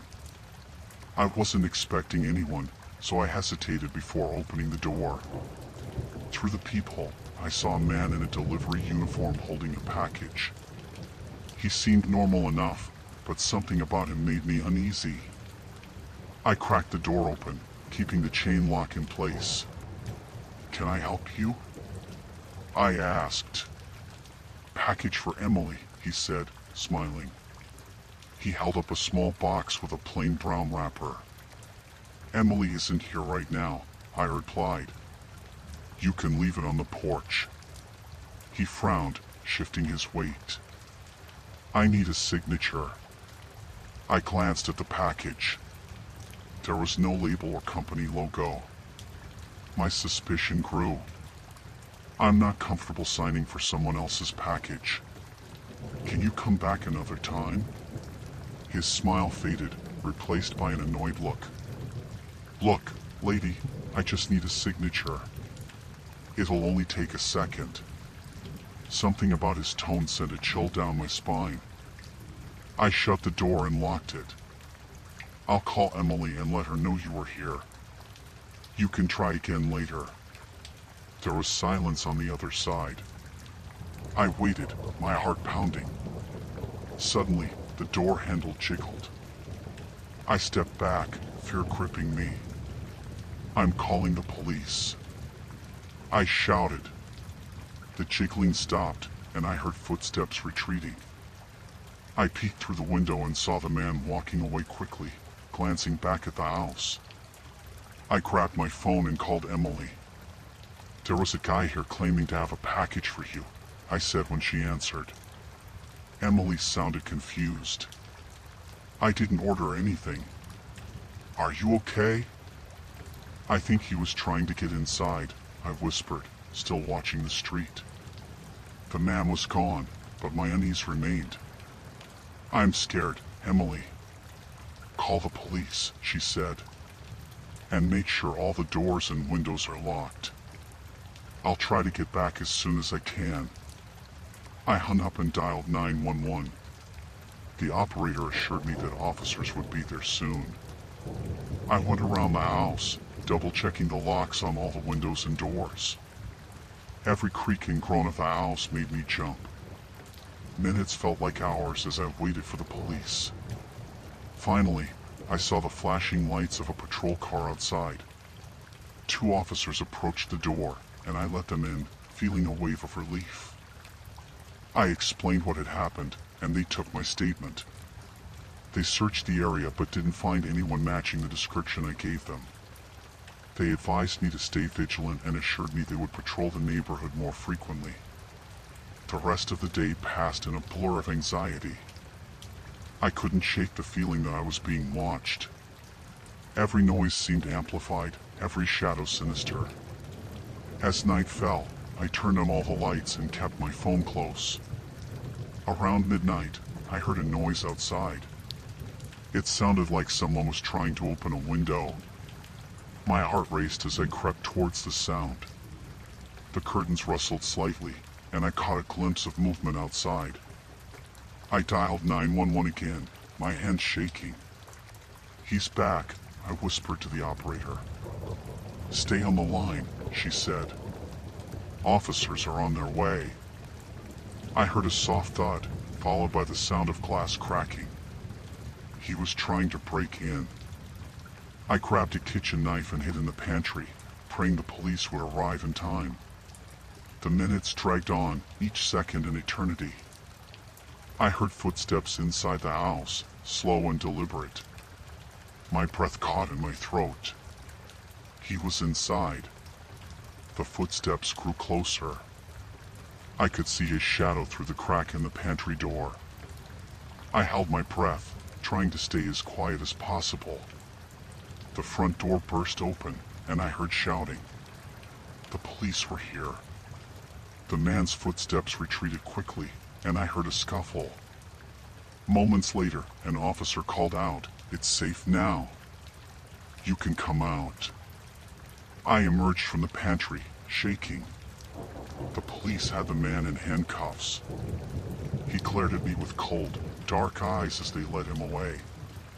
The officers assured me that he would be charged and that I was safe now. Emily came back the next day, cutting her trip short.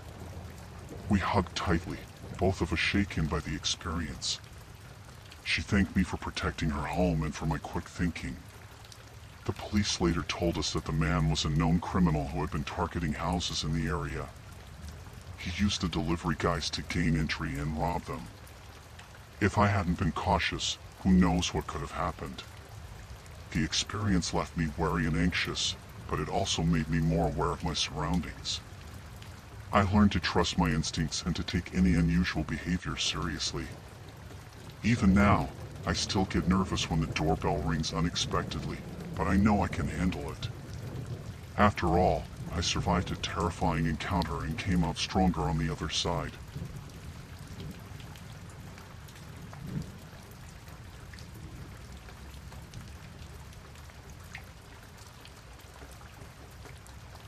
The plane dropped me off in the Alaskan wilderness, a vast, untouched land. I was here for a solo photography trip, aiming to capture the raw beauty of the remote landscapes and wildlife. It was a dream trip, one I'd planned for years. Armed with my camera gear and a sense of adventure, I felt ready for anything. The first few days were blissful. I trekked through dense forests, climbed rocky hills, and marveled at the stunning vistas. The silence was profound, broken only by the occasional rustle of leaves or the distant call of an eagle. At night, I set up camp and slept under a canopy of stars, feeling a deep connection to nature. On the fourth day, I ventured further from my base camp, eager to explore a new area. The weather was clear, and I made good progress. Around midday, I heard a series of loud cracks echoing through the trees. Curious, I followed the sound, thinking it might be wildlife. As I got closer, the noises became clearer, gunshots. My excitement turned to caution. Poaching was a problem in these parts, and I didn't want to stumble into something dangerous. I moved silently, using the thick foliage for cover, until I reached a clearing. To my horror, I saw a group of men loading a freshly killed bear into the back of a truck. They were armed, and their expressions were hard and menacing. I snapped a few photos from a safe distance, my heart pounding. This was clear evidence of illegal activity. Suddenly, one of them looked in my direction. I froze, hoping the dense underbrush would hide me, but it was too late. "Hey! Who's there?" he shouted. The others turned, guns at the ready. I backed away slowly, then turned and ran. The sounds of pursuit were immediate, branches snapping, voices shouting. My heart raced as I navigated the unfamiliar terrain, trying to put as much distance between us as possible. I stumbled upon a small stream and followed it, hoping it would mask my trail. The cold water soaked my boots, but I kept going. The adrenaline coursing through my veins kept me moving despite the fear gripping me. Hours passed, and the sounds of pursuit faded. Exhausted, I stopped to catch my breath and assess my situation. I was lost, deep in the wilderness with poachers on my trail. My only hope was to find my way back to the base camp and radio for help. As night fell, the temperature dropped. I made a small fire for warmth but kept it low to avoid drawing attention. The darkness was absolute, and every sound made me jump. I barely slept, my mind racing with thoughts of what might happen if they found me. At dawn, I resumed my journey. My only guide was the distant memory of the terrain I'd crossed. Every rustle in the bushes, every snap of a twig sent waves of fear through me. I knew they were still out there, searching. By midday, I spotted movement ahead, a lone figure.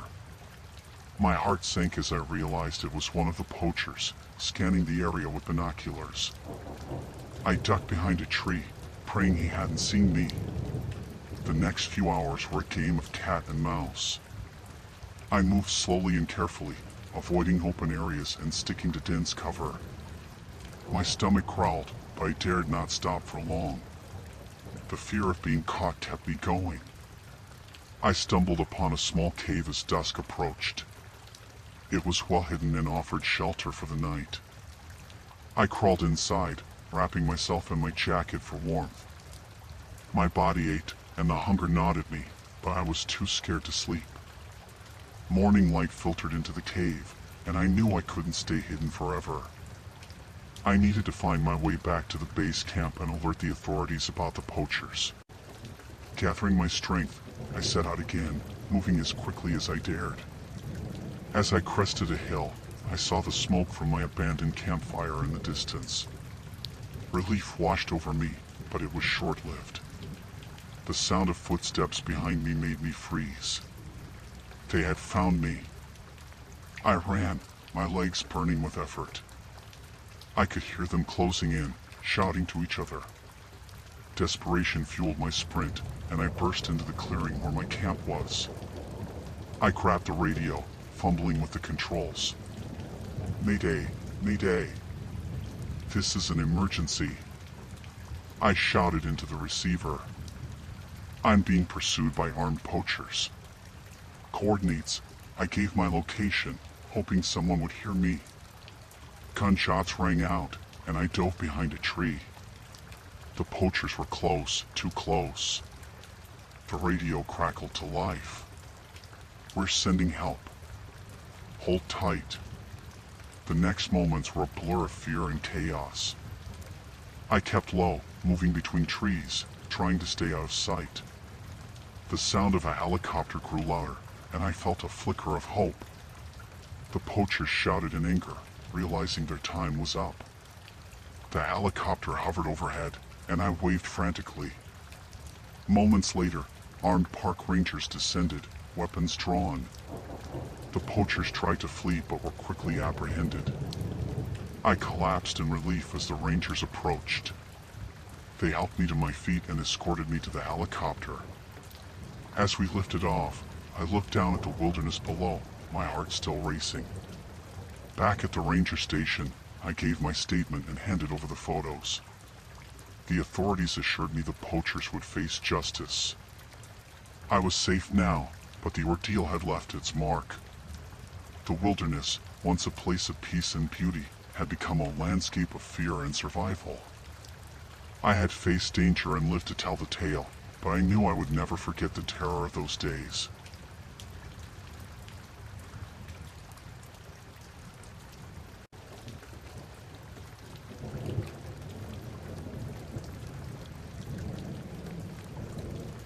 It was a quiet night at the mall, or so I thought. As the night security guard, I was used to the stillness, the empty hallways echoing my footsteps. The stores were all closed, and the only light came from the emergency signs and my flashlight.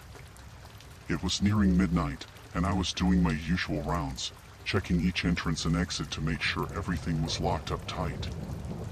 I was halfway through my shift when I noticed something strange. The door to one of the service corridors was slightly ajar. I was sure I had locked it earlier. My heart started to race as I approached it cautiously, my flashlight beam trembling slightly. Pushing the door open, I stepped into the dark corridor. The air was stale and cold. I scanned the area, but there was nothing out of the ordinary. Just as I was about to close the door, I heard a faint noise, a whisper, maybe, or the rustle of clothing. I wasn't alone. I turned off my flashlight and pressed myself against the wall, listening intently. The sound was coming from the main atrium, a soft shuffle, like footsteps. I peeked around the corner and saw shadows moving in the dim light. A group of men, dressed in dark clothing and wearing masks, were making their way towards the jewelry store.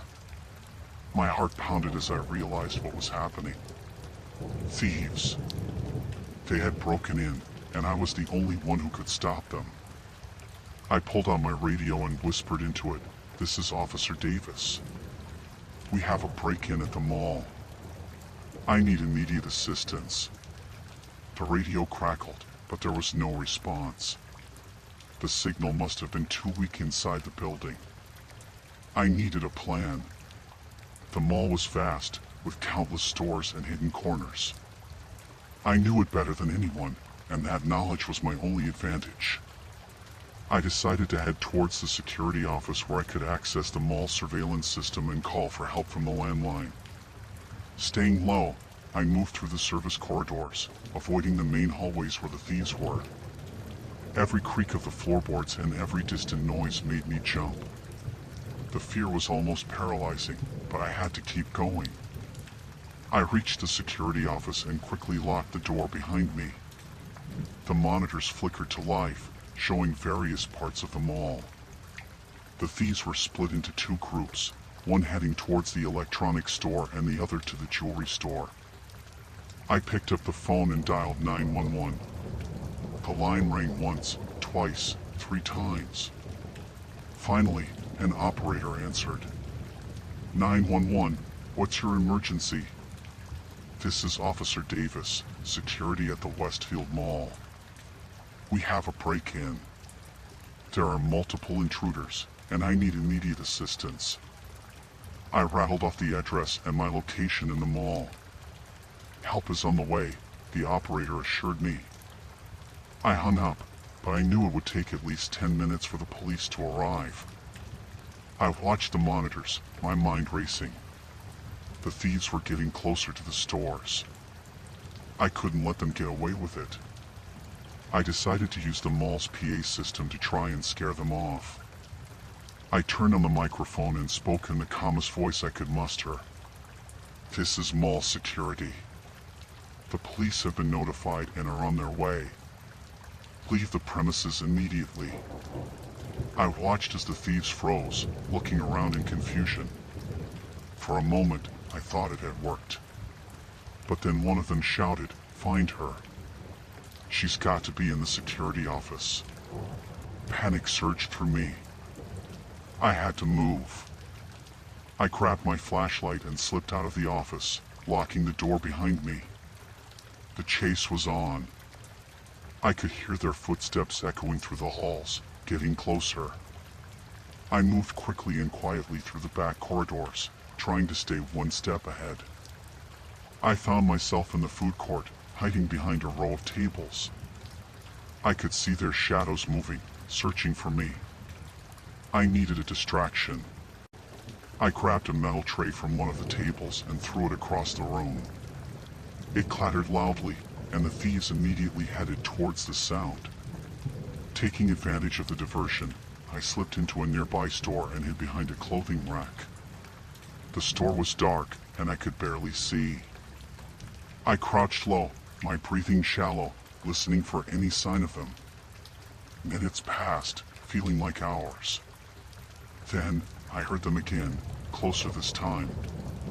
I crawled towards the back of the store, hoping to find another exit. The emergency exit was just a few feet away. I made a dash for it, praying it wouldn't be locked. To my relief, it swung open, and I slipped through, finding myself in another service corridor. I was closer to the main entrance now. If I could reach it, I might be able to get outside and meet the police. I moved quickly but cautiously, every shadow and noise putting me on edge. As I rounded a corner, I came face to face with one of the thieves. He was as surprised as I was, and for a moment, we both froze. Then he lunged at me. I dodged, but he grabbed my arm, pulling me towards him. I fought back, kicking and punching, desperate to break free. In the struggle, I managed to grab my flashlight and swung it at his head. He stumbled back, dazed. I didn't wait for him to recover. I ran.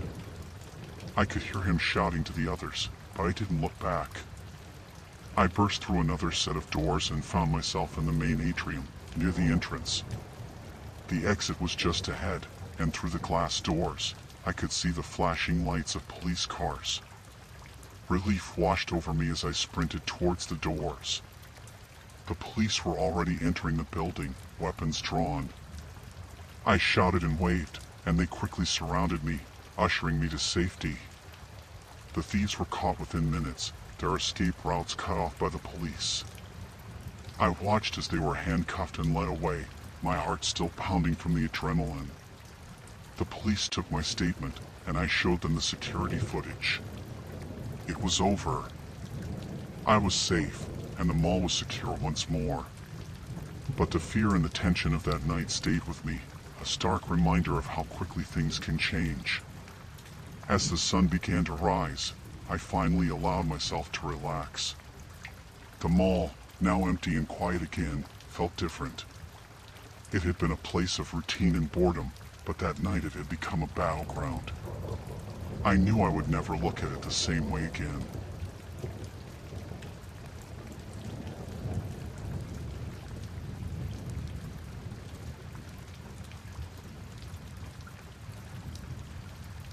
It was a chilly Halloween night, and the mansion loomed ominously against the backdrop of the darkened sky. The air was thick with anticipation and the scent of autumn leaves. As I stepped through the ornate doors into the grand foyer, I was immediately engulfed by the lively chatter and laughter of the partygoers. The mansion had a rich history, rumored to be haunted, but tonight it was filled with revelers in elaborate costumes, dancing to the haunting melodies echoing through the halls. I had come to the party with a group of friends, but soon found myself wandering alone through the maze-like corridors of the mansion. The atmosphere was festive, yet there was an underlying tension that I couldn't quite shake off. As I passed by a partially open door, I caught fragments of a conversation, a hushed discussion about spiking drinks and stealing valuables from the guests. My heart skipped a beat as I realized the seriousness of what I had just overheard. Someone was planning to drug and rob the unsuspecting partygoers. Panic surged through me as I struggled with what to do next. Should I confront them directly? Or find a way to warn everyone without alerting the perpetrators? I decided to gather more information first, to be sure of what I had heard.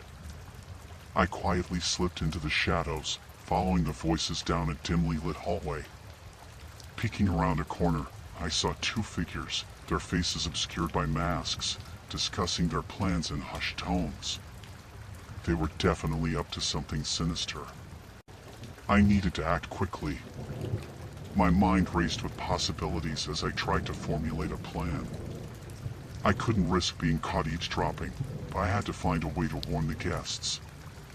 I quietly retreated from my hiding spot and made my way back towards the main hall where the party was in full swing. As I walked through the crowd, I noticed the hosts of the party, a wealthy couple known for their extravagant events. They were mingling with the guests, oblivious to the danger lurking in their own mansion.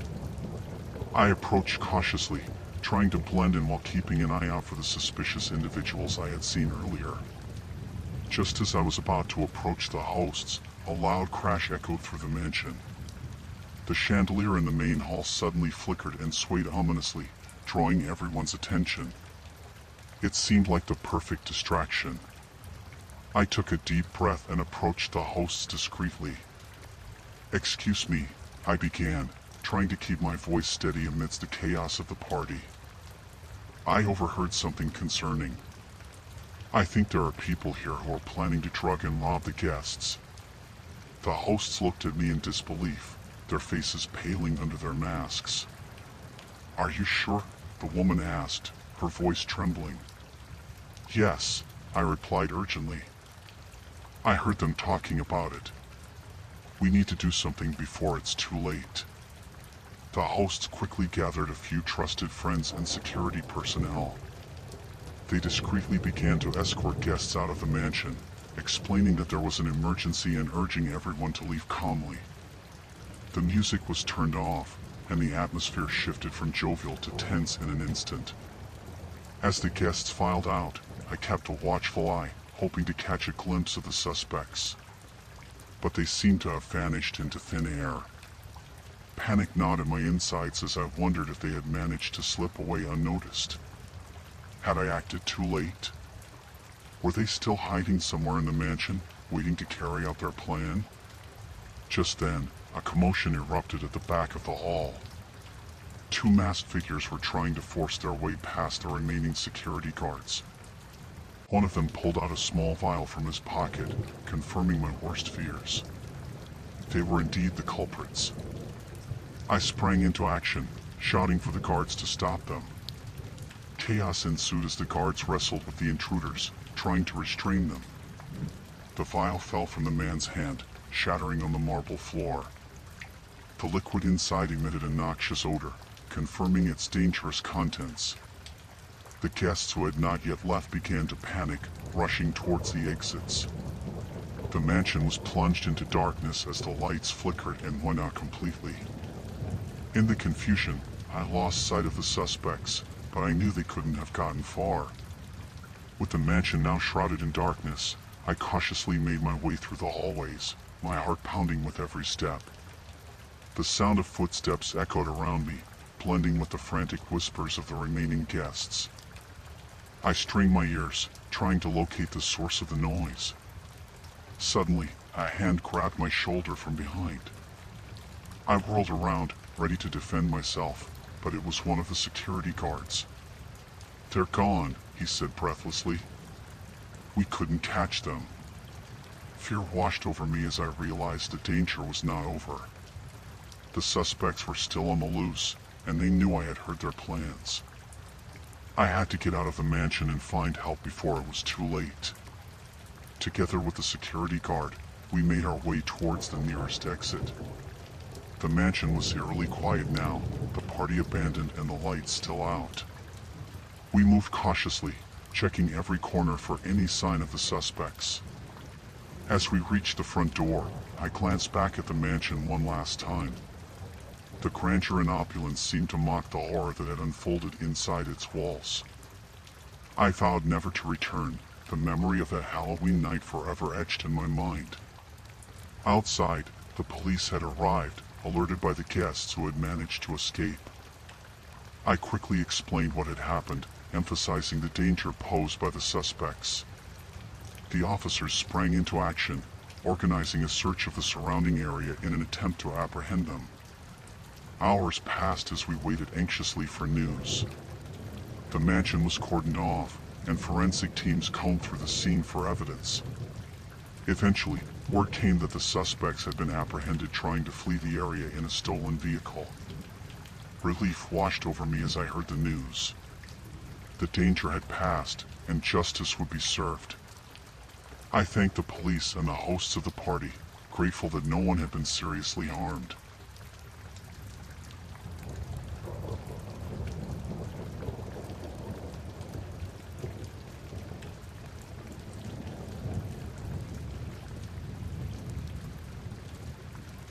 I was on a long road trip through the Midwest, trying to get to a friend's wedding. The drive was taking longer than I expected, so I decided to stop for the night at a small, isolated motel I found just off the highway. It looked run down, but I was too tired to care. I checked in with a guy at the front desk who barely looked at me. He handed me a key and told me my room was around the back. The room was what you'd expect for the price. It was old, smelled a bit musty, and the bed creaked when I sat on it. I set my bag down, took a quick shower, and then collapsed onto the bed. I was exhausted, so I fell asleep almost immediately. Sometime in the middle of the night, I thought I heard something outside my door. It sounded like someone was trying to open it. I got up and looked through the peephole, but I couldn't see anything. I figured it was just my imagination or maybe the wind. I went back to bed, but I couldn't shake the uneasy feeling. When I woke up the next morning, I felt groggy. I got dressed and went outside to get to my car, but it wasn't where I had parked it. Panic set in. I ran around the lot, thinking maybe I had parked it somewhere else, but it was gone. I went back to my room, and that's when I noticed my bag was missing too. My wallet, my phone, everything was in there. I went to the front desk to report the theft. The same guy was there, but he acted like he didn't remember me checking in. He said he didn't see anything and that it was probably my fault for not locking my car. I knew I had locked it, though. The more I talked to him, the more hostile he became. He said there was nothing he could do and told me to leave.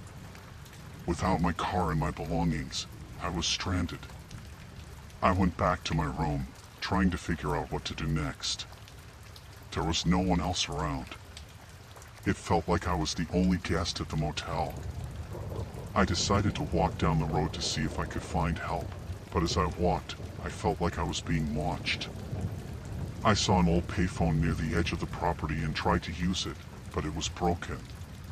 When I turned around, I saw the guy from the front desk watching me from the doorway of the office.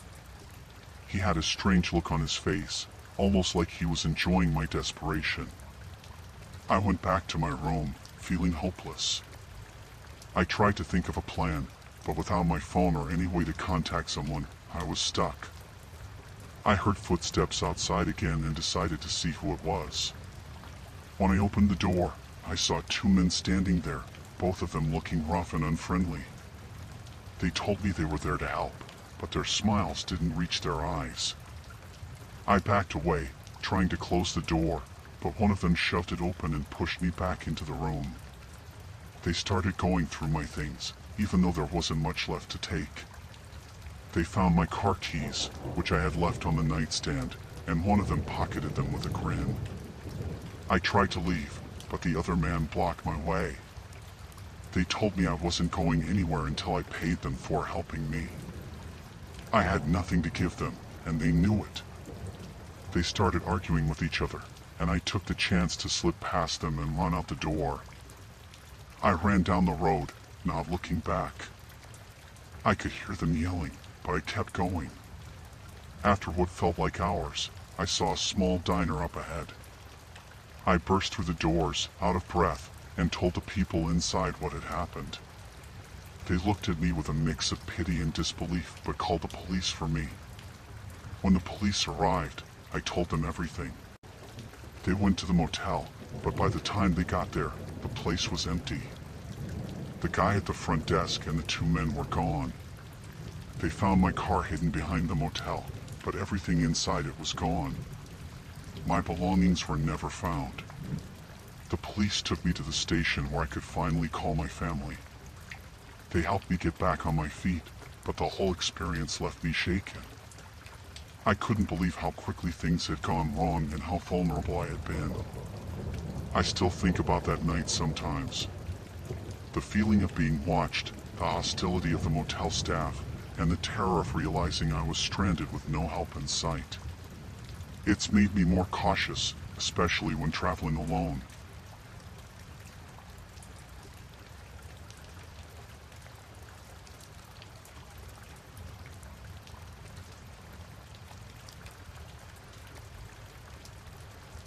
I decided to sell my motorcycle. It wasn't anything fancy, but I needed the money.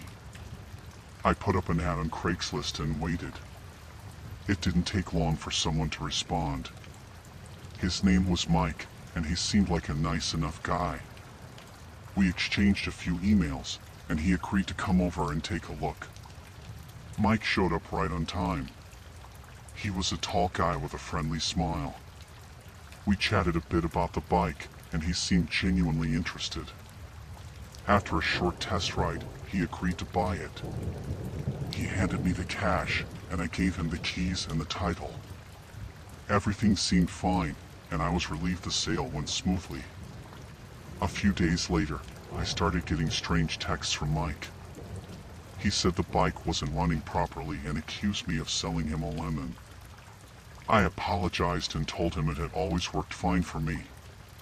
He didn't seem satisfied and kept sending messages. The tone of his texts got angrier, and he started accusing me of scamming him. I tried to ignore the texts, hoping he would give up. But then I started noticing a car parked outside my apartment building. It was there every night, and I had a gut feeling it was Mike. One evening, as I was walking home from work, I saw the car again. This time, I saw Mike sitting inside, staring right at me. My heart raced, and I quickly went inside, locking the door behind me. The texts from Mike continued, becoming more threatening. He said he knew where I lived and that he would make me pay. I decided to call the police. They took my report but said there wasn't much they could do unless he actually did something. That didn't make me feel any safer. The next night, I heard noises outside my window. I peeked through the blinds and saw Mike in my yard, looking around. I called the police again, and this time they arrived quickly. They found Mike in my yard and questioned him. He claimed he was just there to talk to me about the bike. The police warned him to stay away from me and let him go. I thought that would be the end of it, but I was wrong. The following evening, I came home to find my front door slightly open. My stomach dropped. I cautiously stepped inside and saw that my place had been trashed. Drawers were pulled out, papers scattered everywhere. I called the police again, and they came to investigate. I told them about Mike, but they couldn't find any evidence linking him to the break-in. I was terrified. I couldn't stay there anymore, so I packed a bag and went to stay with a friend. For the next few days, I lived in fear, constantly looking over my shoulder. I didn't hear from Mike, and the car outside my apartment was gone. I started to relax, thinking maybe he had given up. One night, while staying in my friend's place, I woke up to a noise outside the window. I crept over and looked out. There was Mike, staring right at me. I felt a wave of panic. I woke my friend, and we called the police. They arrived quickly and caught Mike trying to break in. This time, they arrested him. Mike was charged with stalking and attempted burglary. I had to testify in court, which was terrifying, but I was relieved when he was sentenced to jail time. After the trial, I moved to a new apartment and changed my phone number. It took a while, but I finally started to feel safe again. Looking back, I can't believe how quickly things escalated. I never expected selling a motorcycle could lead to something so terrifying. I've learned to be more cautious with transactions like that and to trust my instincts if something feels off.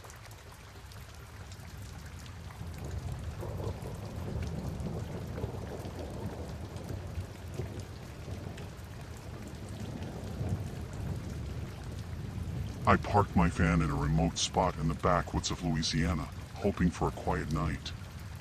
The area was thick with trees and underbrush, and the nearest town was miles away. I was on a break from work, looking to enjoy some solitude. The forest was dense and silent, with only the occasional rustle of leaves breaking the stillness. After setting up camp, I cooked a simple dinner on my portable stove and settled in for the evening.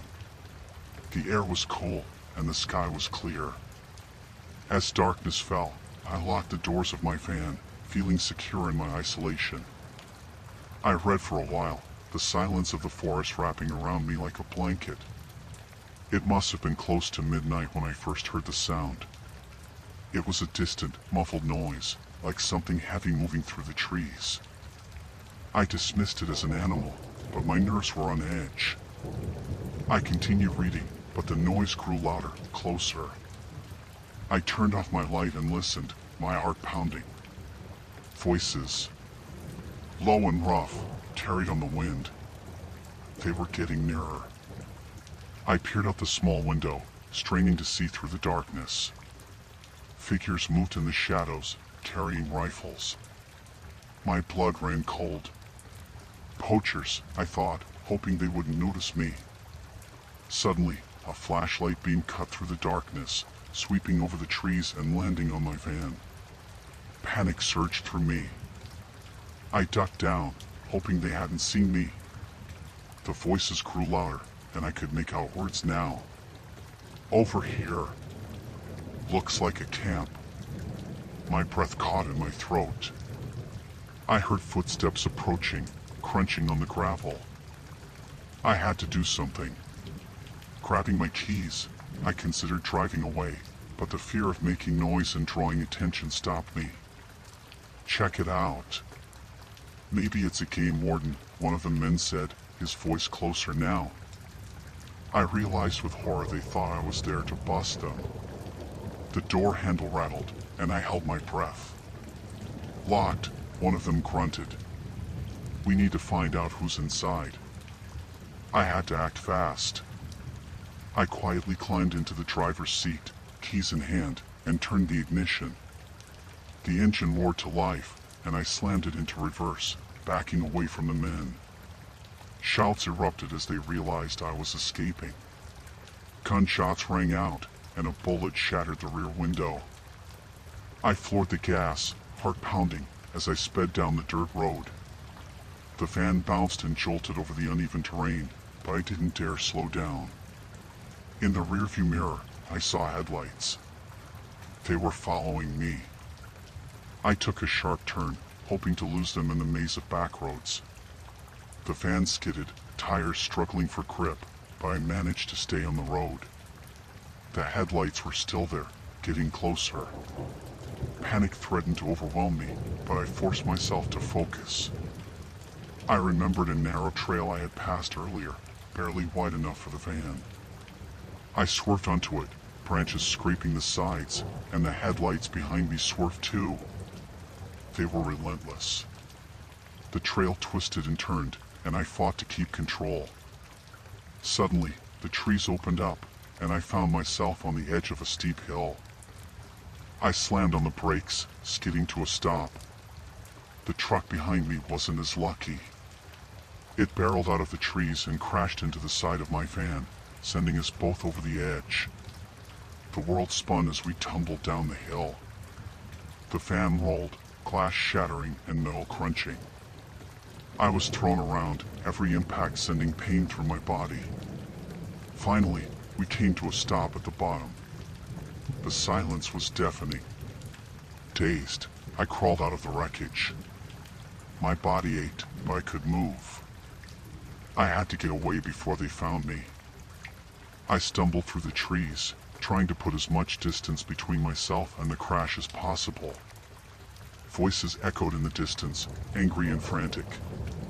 They were searching for me. I kept moving, ignoring the pain and exhaustion. The forest was a maze, but I hoped to find a road or some sign of civilization. Hours passed. The night seemed endless, and I was losing hope. Then, in the faint light of dawn, I saw a cabin. It looked abandoned, but it was shelter. I forced myself to the door and found it unlocked. Inside, it was dark and musty, but safe. I collapsed on the floor, too exhausted to move. I listened for any sounds of pursuit, but heard nothing. I had made it. I was safe, for now. When the sun rose, I ventured out, cautious and wary. I needed to find help. After hours of walking, I stumbled upon a road and flagged down a passing car. The driver took one look at me and called the police.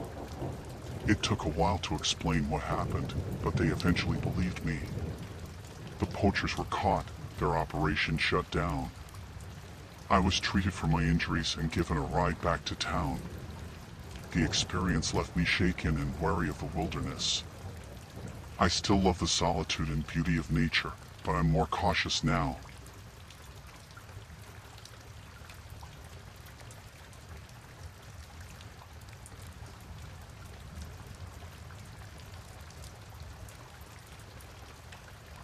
I decided to hike the Appalachian Trail alone, hoping to find some peace and clear my mind. The trail had always been on my bucket list, and I finally had the time. I packed my gear, left a detailed itinerary with a friend, and set off early one morning.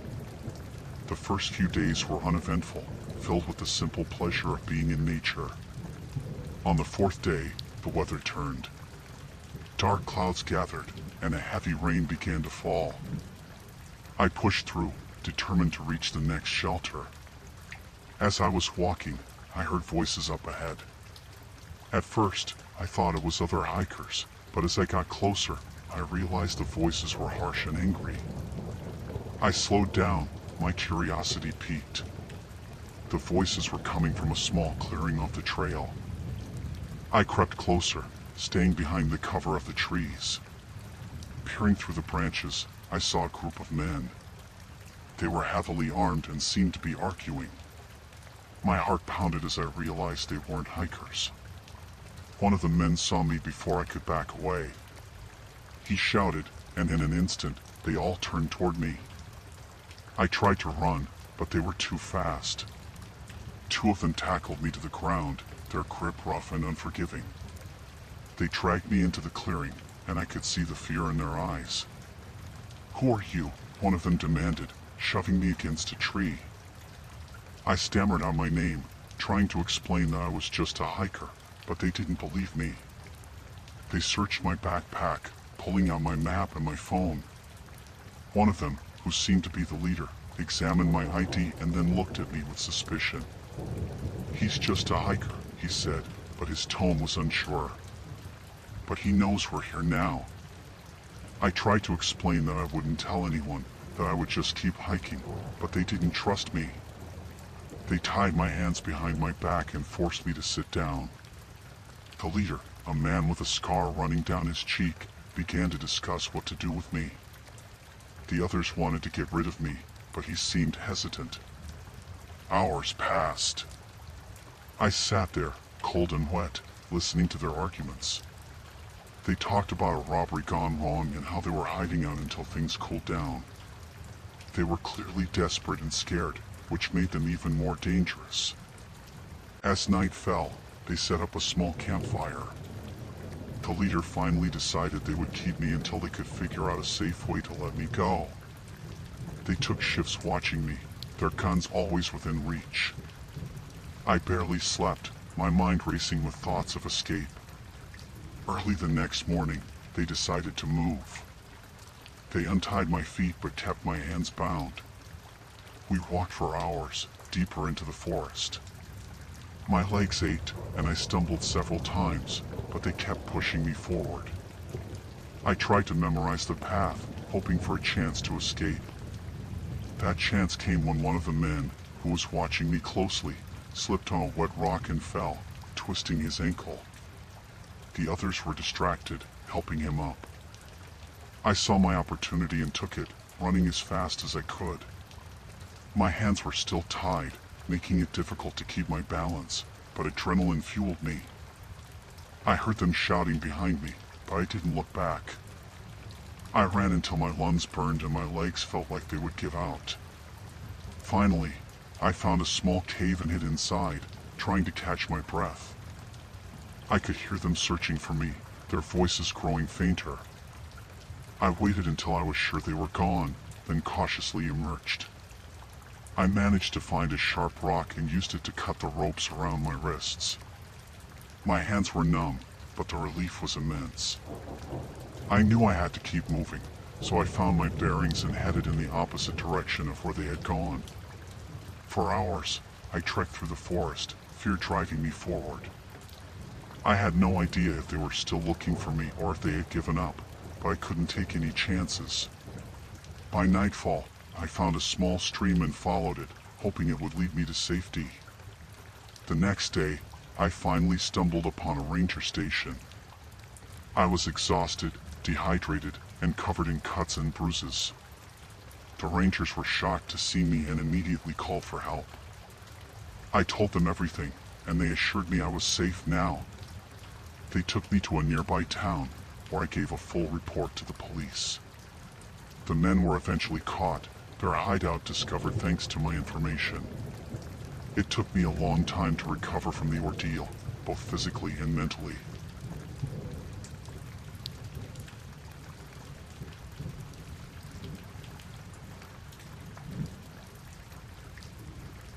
I agreed to house sit for a friend in the Hamptons. It was a huge mansion, isolated from the rest of the town, surrounded by woods. I thought it would be a relaxing break from my routine. The house had everything you could ask for, a pool, a huge kitchen, and even a home theater. It seemed like the perfect getaway. The first couple of days were peaceful. I spent my time lounging by the pool, reading, and exploring the house. It was a bit too quiet at times, but I enjoyed the solitude. Every night, I made sure to lock all the doors and windows. The house was so big, it took almost 15 minutes to do a full check. On the third night, I was woken up by a noise. It sounded like something scratching against the wall. I brushed it off as an animal outside and went back to sleep. The next morning, I found the back door slightly ajar. I was sure I had locked it the night before. I checked the house but didn't find anything missing or out of place. That night, I double-checked every door and window before going to bed. I lay awake for a while, listening for any sounds. Around 2 a.m., I heard it again, the same scratching noise, this time coming from downstairs. My heart started pounding. I grabbed my phone and tiptoed down the stairs, using the flashlight to guide my way. The noise led me to the kitchen. I scanned the room with the flashlight and saw nothing unusual. As I turned to leave, I heard a creak from the pantry. I slowly opened the door, and nothing was there. Feeling a bit foolish, I went back to bed, but I couldn't shake the feeling that something was off. The next day, I found footprints in the mudroom. They weren't mine. Panic set in. Someone had been in the house. I called my friend to ask if anyone else had access to the house, but she assured me that no one should be there. She suggested I call the police, but I hesitated. What would I say? I had no proof other than my own fear. That night, I couldn't sleep. I stayed up, sitting in the living room with all the lights on. Around midnight, the power went out. The house was plunged into darkness. I fumbled for my phone and turned on the flashlight. I heard footsteps upstairs, slow and deliberate. My hands were shaking as I dialed 911. I whispered to the operator, explaining that someone was in the house. She told me to stay on the line and hide. I crept into the small closet under the stairs, trying to control my breathing. The footsteps came closer, and I could hear someone moving around in the living room. The operator stayed on the line, reassuring me that help was on the way. Minutes felt like hours. I heard the intruder moving through the house, opening doors and drawers. Finally, I heard the sound of sirens in the distance. The footsteps stopped, and there was silence. I waited, holding my breath, until I heard the police call out. They found me in the closet and escorted me outside. They searched the house but didn't find anyone. However, they did find signs of forced entry at the back door. Whoever it was had been watching me, waiting for the right moment. The police advised me to stay somewhere else, but I didn't have many options. My friend arranged for a security company to come and install cameras and alarms the next day. I spent the night at a nearby hotel, unable to sleep, replaying the events in my mind. The rest of my time in the Hamptons was uneventful, but I never felt safe again in that house. Every creak and shadow made me jump. When my friend returned, she thanked me and apologized for what happened. I was relieved to leave and promised myself I'd never house sit in such an isolated place again. Looking back, I'm just glad I trusted my instincts and called for help. It could have ended much worse. That summer taught me to always be cautious, no matter how safe a place might seem.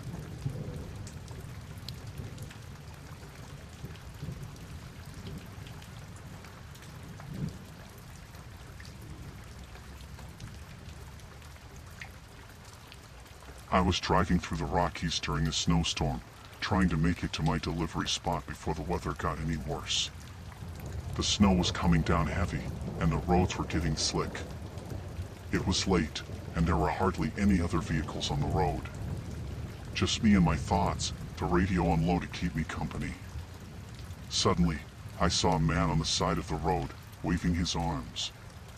His car was parked haphazardly with the hood up. He looked desperate, and I couldn't just drive past him in this weather. I pulled over, rolled down my window, and asked if he needed help. He told me his car had broken down and he needed a ride to the nearest town. I hesitated for a moment but then unlocked the passenger door. He climbed in, shaking the snow off his coat and thanking me profusely. He looked normal enough, middle-aged, a bit rough around the edges, but who wouldn't be in this weather?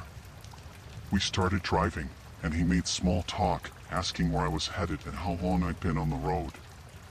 Something about him felt off, but I couldn't put my finger on it. I chalked it up to the stress of the storm and focused on the road ahead. After a few miles, his demeanor changed. He got quiet and started looking around the cab, almost like he was casing the place. My nerves were on edge, and I tightened my grip on the steering wheel. Then, out of nowhere, he lunged at me, grabbing the wheel and trying to steer us off the road. I fought back, wrestling for control of the truck. He was yelling something about needing my truck and how he couldn't let me ruin his plans. Panic surged through me as I realized this wasn't just a desperate man, he was dangerous. I managed to elbow him in the ribs, causing him to lose his grip on the wheel. I hit the brakes, skidding to a stop on the icy road. We were both breathing hard, and I knew I had only seconds before he tried something else. I reached for the door handle, but he was quicker, pulling a knife from his coat and pointing it at me. "Get out," he ordered, his voice cold and steady. "Now!" I raised my hands, trying to show I wasn't a threat, and slowly got out of the cab. The snow was falling harder, the wind whipping it into my face. He got out too, keeping the knife trained on me as he moved towards the driver's seat. As he climbed in, I saw my chance. I grabbed the door and slammed it on his leg, making him howl in pain and drop the knife. I kicked it away and yanked the door open, dragging him out and throwing him into the snow. He scrambled to get up, but I was already back in the truck, locking the doors.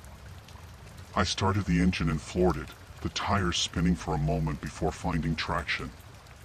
In the rearview mirror, I saw him standing in the middle of the road, shouting and waving his arms, but I didn't slow down. My heart was pounding, and my hands were shaking, but I couldn't stop now. I drove for what felt like hours, not daring to pull over or slow down. Eventually, I saw the lights of a small town up ahead. Relief washed over me as I pulled into a gas station and parked under the bright lights. I got out, shaking, and ran inside to call the police. The cops arrived quickly, and I told them everything. They took my statement and assured me they'd search for the man. I stayed at the station for a while, trying to calm down and collect myself. The snowstorm was still raging outside, but I felt a little safer knowing I wasn't alone anymore. Eventually, I got back in my truck and continued my journey, the fear slowly fading but never completely gone. I kept replaying the events in my head, wondering how close I had come to real danger. The snowstorm finally eased up, and the roads cleared as I made my way out of the mountains. I never saw the man again, and I don't know if the police ever caught him. But every time I drive through a storm now, I can't help but feel a twinge of fear, remembering that night in the Rockies.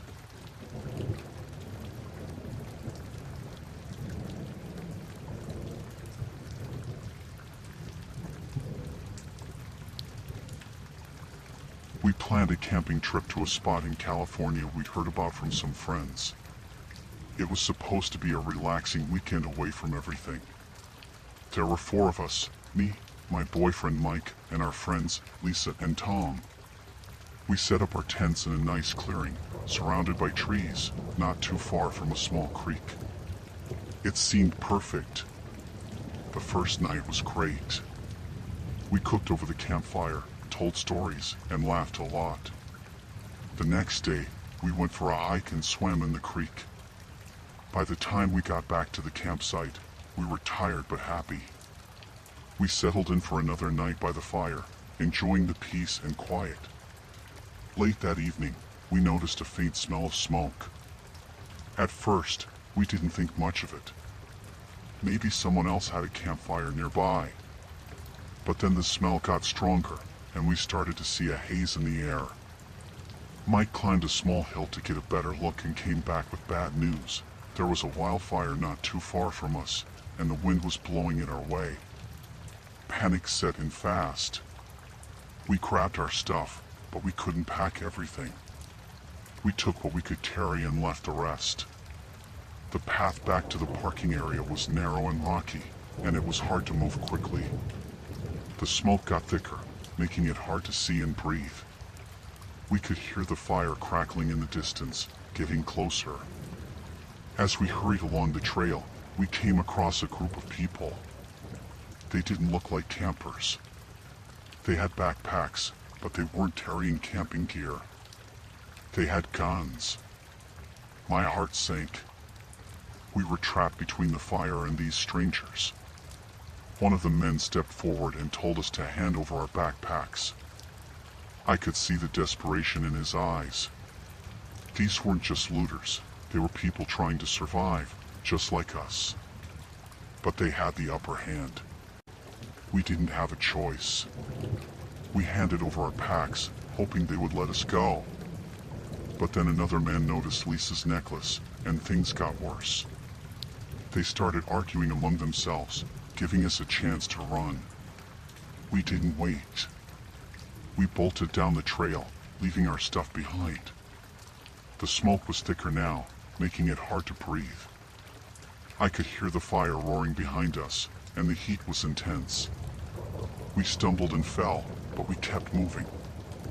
I could hear the looters shouting behind us, but they were getting drowned out by the noise of the fire. We reached a small ravine and climbed down, hoping it would offer some protection. The air was a bit clearer there, and we stopped to catch our breath. Mike checked to make sure everyone was okay. We were all shaken, but no one was hurt. We decided to follow the ravine, hoping it would lead us to safety. The ground was uneven, and it was hard to move quickly. We could hear the fire getting closer, and the sky was a strange orange color. The heat was unbearable, and we were all coughing from the smoke. After what felt like hours, we stumbled upon a small stream.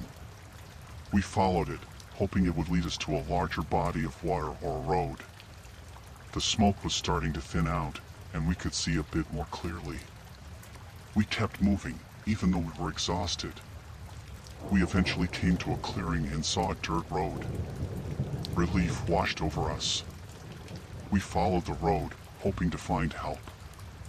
After a while, we heard the sound of engines. 2 trucks appeared, driven by firefighters. They stopped when they saw us and helped us into the trucks. They gave us water and checked us for injuries. As we drove away, I looked back and saw the fire raging in the distance. The firefighters took us to a safe area where we were checked by medics and given food and blankets. We told them about the looters, and they said they'd report it to the authorities. That night, we stayed in a shelter set up for evacuees.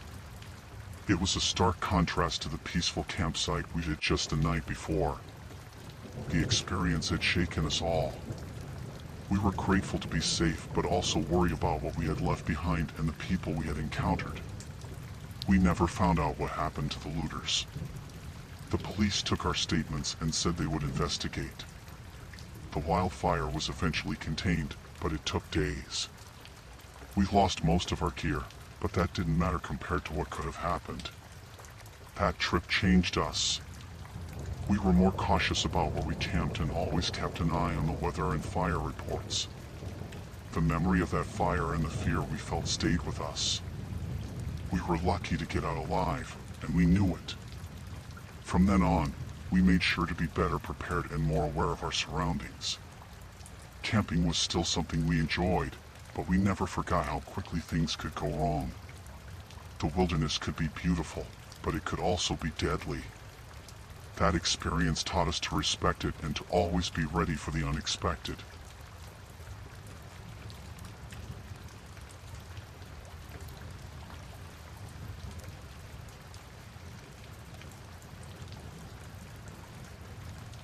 It was a typical night shift at the psychiatric hospital, and I was going about my duties as usual. The hospital was quiet, patients were mostly asleep, and everything seemed normal. But then, I heard it, a strange, eerie noise coming from one of the closed-off wings of the hospital. At first, I tried to ignore it, telling myself it was probably just the building settling or the wind blowing outside. But the noise persisted, growing louder and more unsettling with each passing moment. It was unlike anything I had ever heard before, sending shivers down my spine.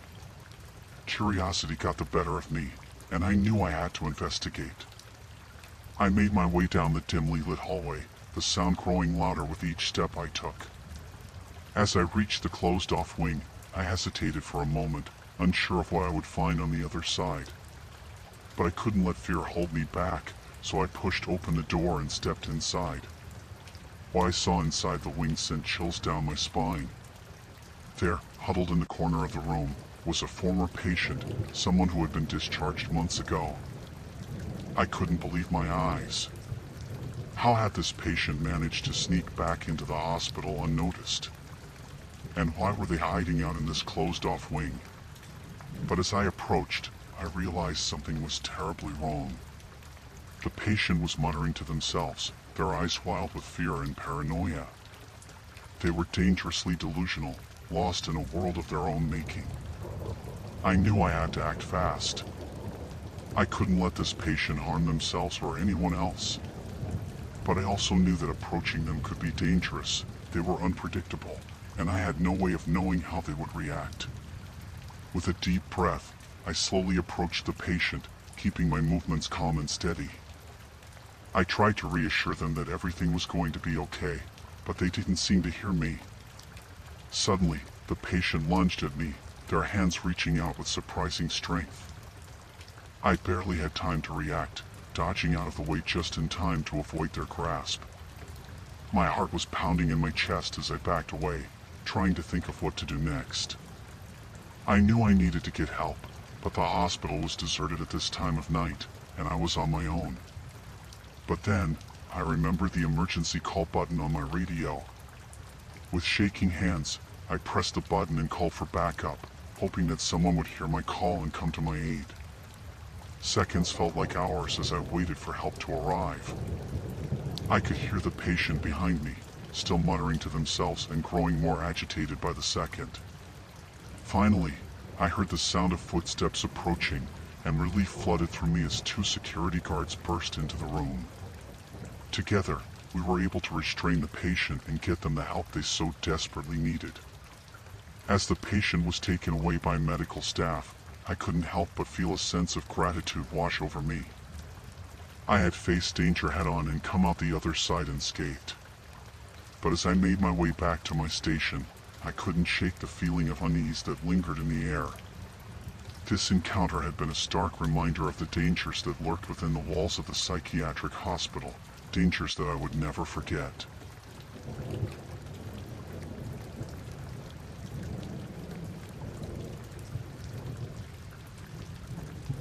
I'm a wildlife biologist, spending my days studying animal behavior in the secluded depths of the forest. It's a solitary job, but I thrive on the challenge of unraveling the mysteries of nature. On one particular expedition, I found myself deep in the heart of the forest, observing a pack of wolves as they hunted their prey. But as I watched from my hidden vantage point, I noticed something strange. The wolves were exhibiting aggressive behavior unlike anything I had ever seen before. At first, I chalked it up to natural instincts, but as I continued to observe, I realized that there was something more going on. The wolves seemed to be working together with a sense of purpose, as if they were being controlled by some unseen force. Intrigued, I decided to investigate further, determined to uncover the truth behind their strange behavior.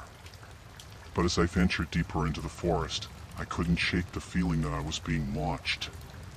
And then, just when I thought things couldn't get any worse, I stumbled upon a clearing in the trees, a clearing that seemed to pulse with an otherworldly energy.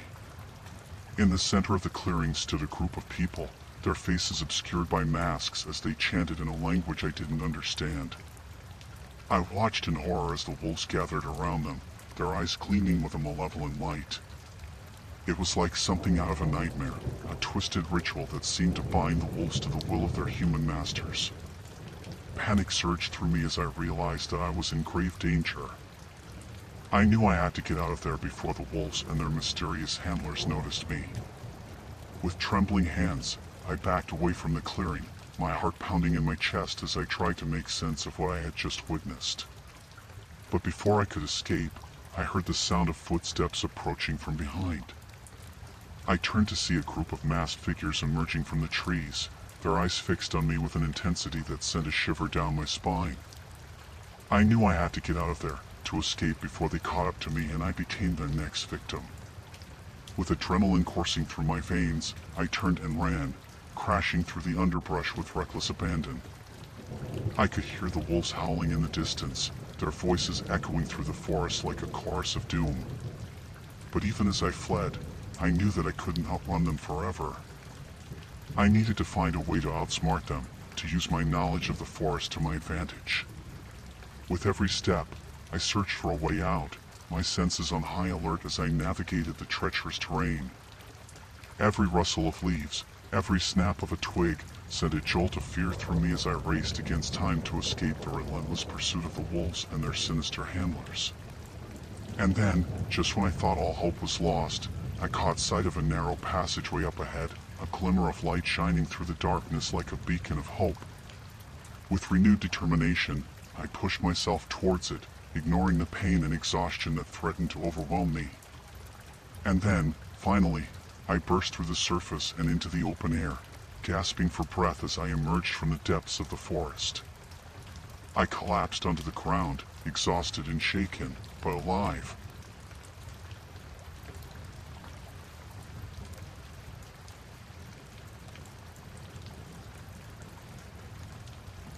I was out camping with my friends in the Australian outback, enjoying the vast wilderness and the freedom it offered. We had set up our tents in a remote area, far from civilization, where we could truly immerse ourselves in nature. One evening, as we were sitting around the campfire, we heard voices approaching from the distance. At first, we didn't think much of it. After all, it wasn't uncommon for other campers to pass through the area. But as the voices got closer, we realized that something wasn't right. The people approaching our campsite didn't sound like your typical campers. Their voices were low and gruff, and they were speaking in a language we couldn't understand. We exchanged nervous glances, unsure of what to do. Should we approach them and see what they wanted? Or should we stay hidden and hope they passed by without noticing us? Before we could make a decision, the strangers emerged from the trees and into the clearing where our campsite was located. There were 4 of them, rough-looking men with weather-beaten faces and suspicious eyes. They greeted us with forced smiles and introduced themselves as fellow campers who had lost their way in the wilderness. They seemed friendly enough, but there was something about them that put us on edge. We offered them some food and water, hoping to be hospitable and diffuse the tension. But as they ate, they started asking us strange questions about our supplies, our weapons, and whether we were alone out here in the wilderness. Alarm bells started ringing in my head. These guys weren't just lost campers, they were sizing us up, trying to figure out if we were an easy target. I exchanged worried glances with my friends, silently communicating our growing unease. We needed to get out of here, and fast, before things took a turn for the worse. But before we could make a move, one of the strangers stood up and pulled a knife from his belt. He grinned at us, his eyes glinting with malice, and said something in a language we didn't understand. That was all the confirmation we needed.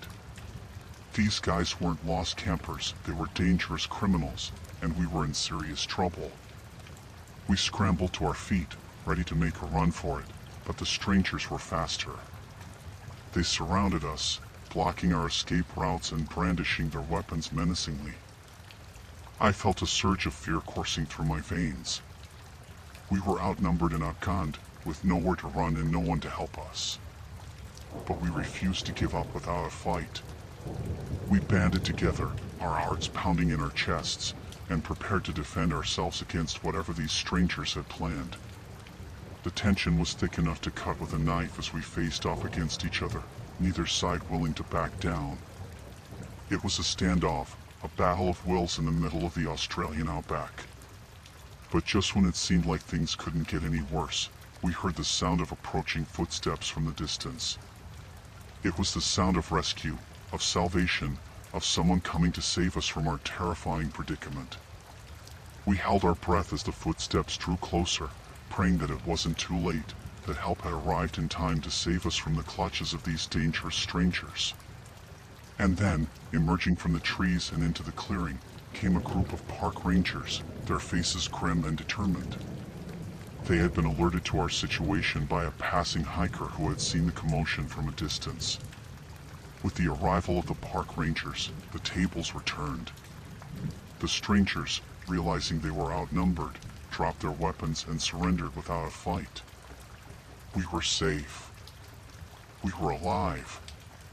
And as we were escorted back to civilization by the park rangers, we breathed a sigh of relief, grateful to have escaped from our terrifying ordeal in the Australian outback.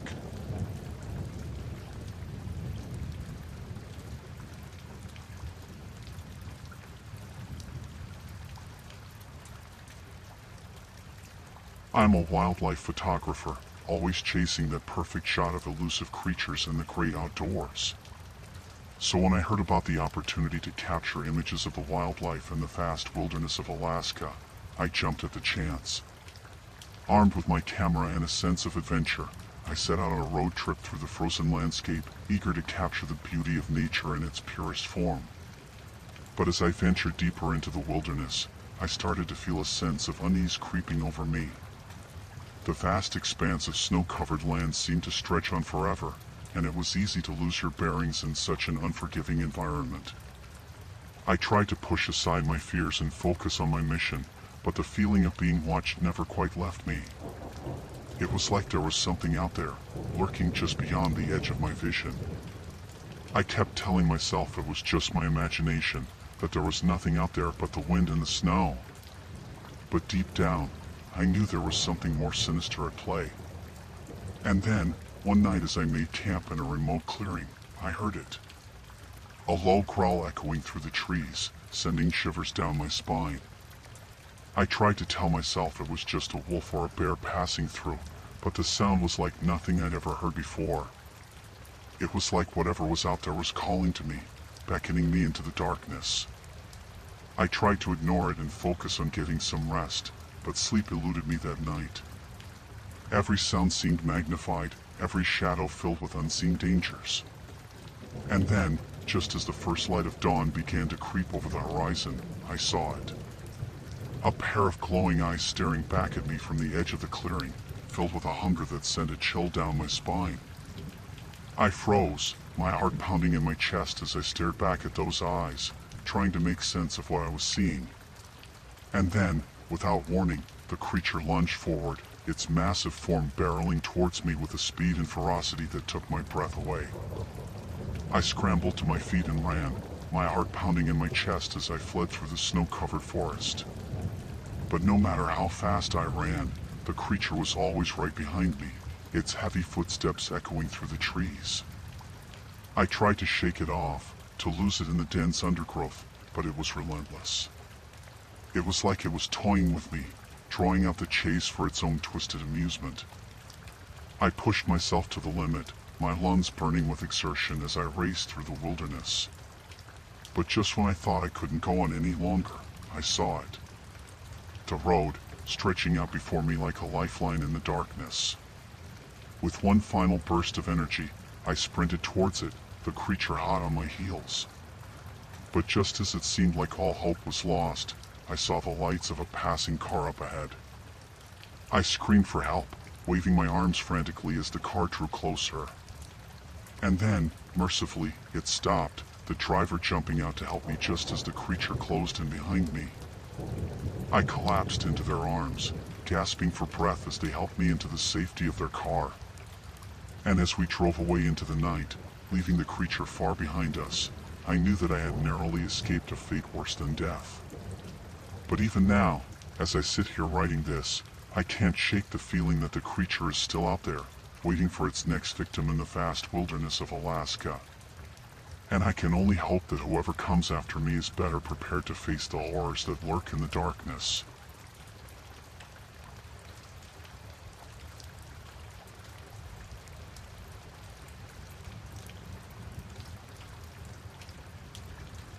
I was in my apartment, alone, during a citywide blackout caused by a raging storm.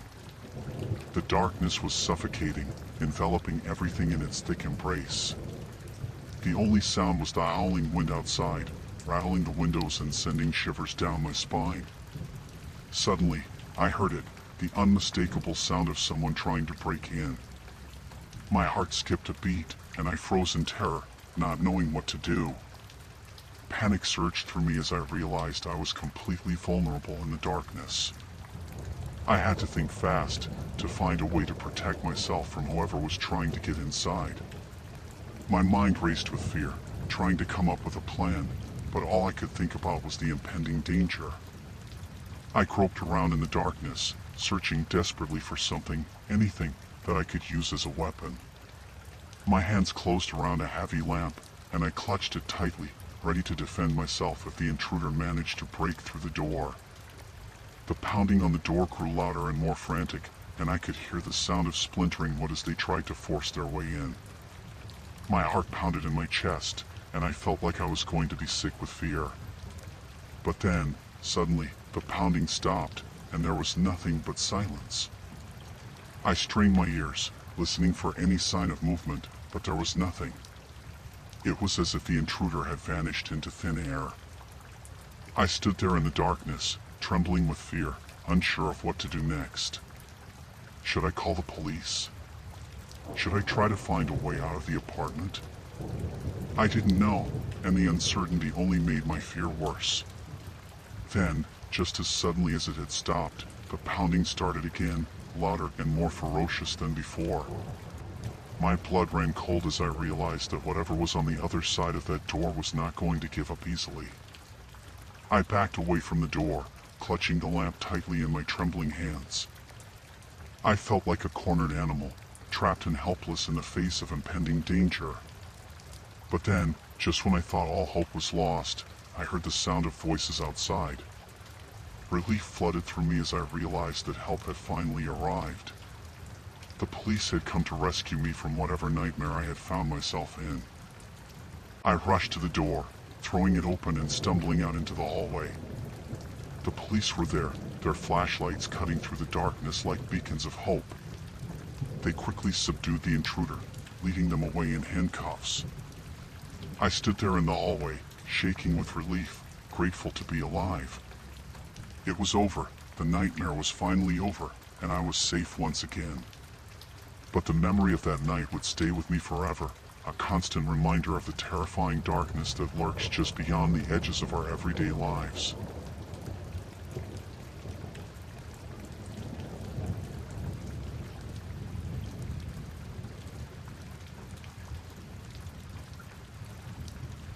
I found myself driving along the winding coastal roads of Oregon, seeking a quiet retreat from the hustle and bustle of city life.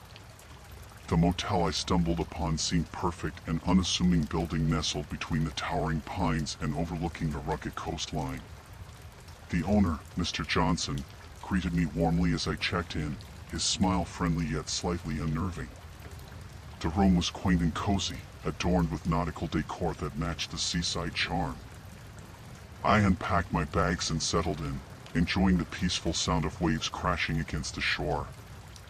Mr. Johnson was attentive, offering suggestions for local sites to explore and even bringing me a complimentary bottle of wine that evening. But as the days passed, I started noticing peculiarities. Mr. Johnson would linger a little too long during our conversations, asking personal questions that made me uneasy. He seemed overly interested in my plans and whereabouts, almost as if he was keeping track of my every move. One afternoon, while exploring the motel grounds, I stumbled upon a shed at the back of the property. It was locked, but through a gap in the boards, I caught a glimpse of what looked like a collection of photographs and small objects. Curiosity piqued, I made a mental note to investigate further. That night, unable to shake off my unease, I decided to take a closer look. I waited until Mr. Johnson retired to his living quarters and then quietly made my way to the shed. With a bit of effort, I managed to pry open the lock and step inside. What I found sent chills down my spine. The shed was filled with photographs, faces of guests I had seen around the motel, including mine. Each photograph was accompanied by a small item, a hairbrush, a piece of jewelry, even a worn-out shoe. It dawned on me that these were Mr. Johnson's trophies, mementos he had collected from his guests. Fear gripped me as I realized the extent of his obsession. I hastily snapped a few pictures with my phone as evidence, my hands trembling with disbelief. Just as I was about to leave, I heard footsteps approaching. Panic surged through me as I realized Mr. Johnson must have discovered my intrusion. I barely had time to hide behind a stack of crates when he entered the shed, a flashlight in hand. His expression was cold and calculating, a stark contrast to the friendly demeanor he had shown me earlier. He scanned the room, his gaze lingering on the open lock, and then began muttering to himself. Heart pounding, I held my breath, praying he wouldn't find me. Minutes felt like hours as I waited for him to leave. Finally, he turned and walked out, locking the shed behind him. I waited a few more agonizing moments before daring to move. I made my way back to my room in a daze, my mind racing with fear and confusion. I knew I had to leave immediately, but I couldn't risk confronting Mr. Johnson again. I hastily packed my belongings, leaving behind anything that might slow me down. As I reached the parking lot, I noticed Mr. Johnson standing near the reception area, his gaze fixed on the shed. I knew he must have suspected someone had been there. With my heart in my throat, I quietly slipped into my car and started the engine, praying he wouldn't notice me. I drove away as quickly as I could, my eyes constantly checking the rearview mirror for any sign of pursuit. The coastal scenery that had seemed so serene only days before now felt ominous and threatening.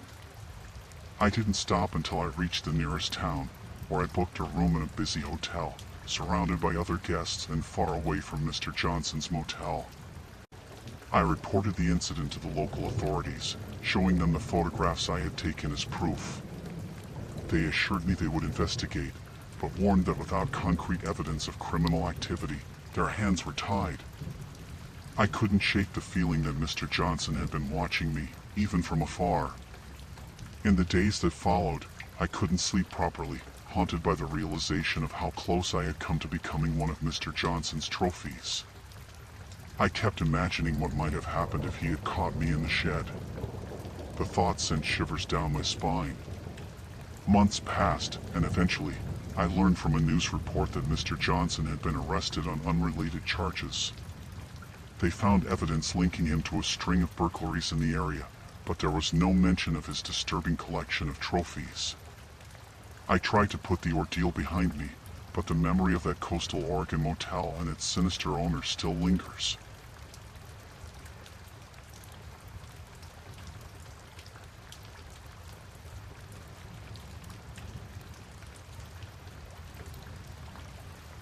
I was babysitting for the Buckinghams one Friday night.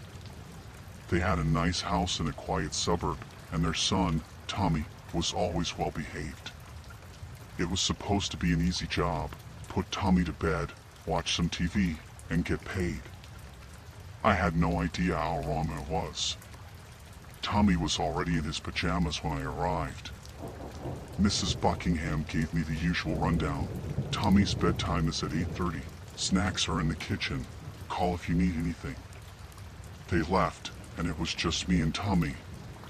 We played a few games, and then I let him watch some cartoons while I scrolled through my phone. Everything seemed normal until I noticed Tommy kept glancing at the door. I asked him if something was wrong, and he just shook his head. I didn't think much of it at the time. After dinner, I told Tommy it was time to get ready for bed. He protested a bit, but eventually went upstairs. I tucked him in, read him a story, and he fell asleep pretty quickly. I went back downstairs and settled on the couch, ready for a quiet evening. Around 9 p.m., I heard a noise coming from upstairs. It sounded like whispering. I thought Tommy might be talking in his sleep, so I went to check on him. When I opened his door, I saw the glow of a screen under his blanket. He had a tablet. "Tommy, what are you doing?" "It's bedtime," I said, pulling the blanket off. He looked scared and tried to hide the tablet. "I'm sorry," he said. "I was just talking to my friend." I took the tablet from him and saw a chat window open. The messages were from someone named Mike. My heart sank when I read the messages. They were asking Tommy about his house, who was with him, and if the babysitter was pretty.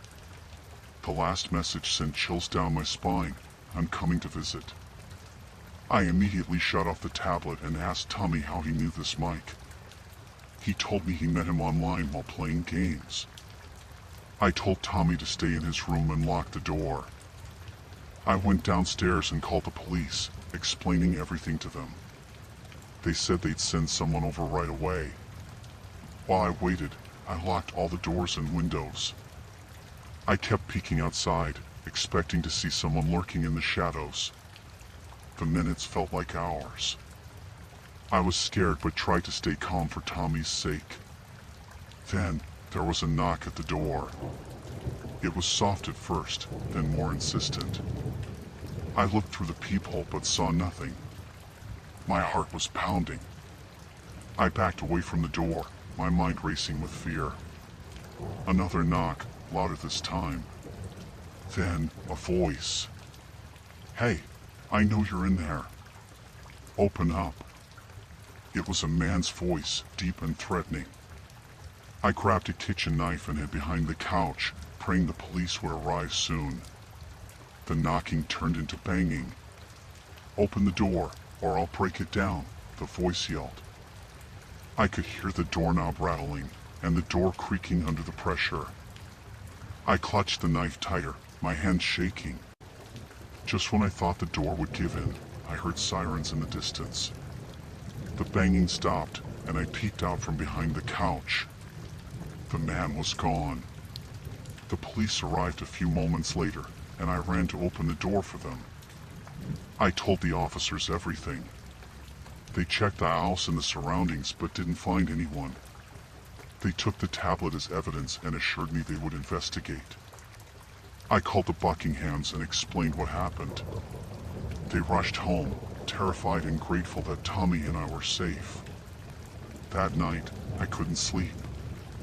Every little noise made me jump.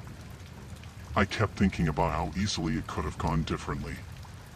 The police never caught the guy, but they did trace the messages back to a known predator. The Buckinghams were more careful with Tommy's online activities after that, and I decided to stick to babysitting during the day. The experience left me shaken.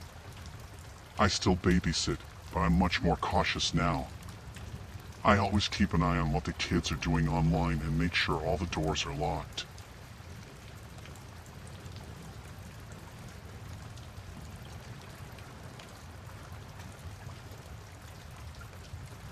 Out in the dense wilderness of the Florida Everglades, my friend and I thought we had found the perfect spot for some stealth camping. It seemed like the ideal escape from the hustle and bustle of everyday life, a chance to reconnect with nature and each other. Little did we know, our peaceful getaway would soon turn into a nightmare. As the sun dipped below the horizon and darkness descended upon the swampy landscape, we settled down in our makeshift campsite, surrounded by the sounds of nocturnal creatures and the soft rustle of the wind through the trees. But as the night wore on, a sense of unease began to creep over us, a feeling that we were not alone in the wilderness. It started with distant noises, faint whispers, and the occasional splash of water in the darkness. At first, we dismissed them as the normal sounds of the Everglades, but as they grew closer and more insistent, we began to realize that something was not right.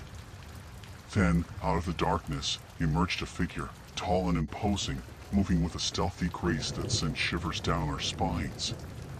He approached our campsite with purpose, his eyes glinting in the dim light of our campfire, and we knew in an instant that he was not someone to be trifled with. He introduced himself as a smuggler, using the vast expanse of the Everglades to hide his illicit activities from prying eyes. He warned us to stay out of his way, threatening dire consequences if we dared to interfere with his operations. We were frozen with fear, unsure of what to do next. Should we try to reason with him? Or should we make a run for it and hope to escape his clutches? Our minds raced with possibilities as we weighed our options, but in the end, we knew that we were no match for this dangerous man and his criminal enterprise. As the smuggler loomed over us, his presence casting a dark shadow over our campsite, we realized that we had no choice but to comply with his demands. We watched helplessly as he went about his business, moving with a ruthless efficiency that left us feeling powerless and vulnerable. But even as we cowered in fear, a small spark of defiance flickered within us. We refused to let this man intimidate us, to rob us of our freedom and our dignity. And so, when the opportunity presented itself, we seized it with both hands, mustering all of our courage and strength to confront our tormentor head-on. In a moment of desperation, we made a run for it, tearing through the dense underbrush of the Everglades with the smuggler hot on our heels. Adrenaline coursed through our veins as we raced through the darkness, our hearts pounding with fear and determination. But just when it seemed like all hope was lost, we stumbled upon a hidden path, leading us to safety and salvation. With renewed energy and resolve, we pushed forward, putting as much distance between us and our pursuer as possible. And then, finally, we saw it, the faint glow of civilization on the horizon, a beacon of hope in the darkness. With one final burst of speed, we sprinted towards it, our lungs burning and our muscles aching, until at last, we reached the safety of civilization. As we collapsed onto the pavement, gasping for breath and shaking with exhaustion, we knew that we had narrowly escaped a fate worse than death. But even as we celebrated our victory, we couldn't shake the feeling that the smuggler was still out there, lurking in the shadows, waiting for his next opportunity to strike.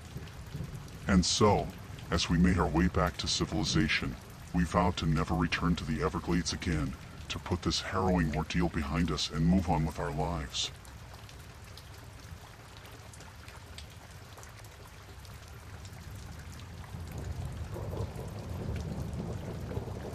I had been looking forward to my fishing trip in the Alaskan wilderness for months. I needed a break from my hectic life, and there was something about the isolation and the challenge that appealed to me. I packed my gear, loaded up my truck, and drove out to a remote spot I had found on a map. It was miles away from the nearest town, surrounded by dense forest and icy rivers.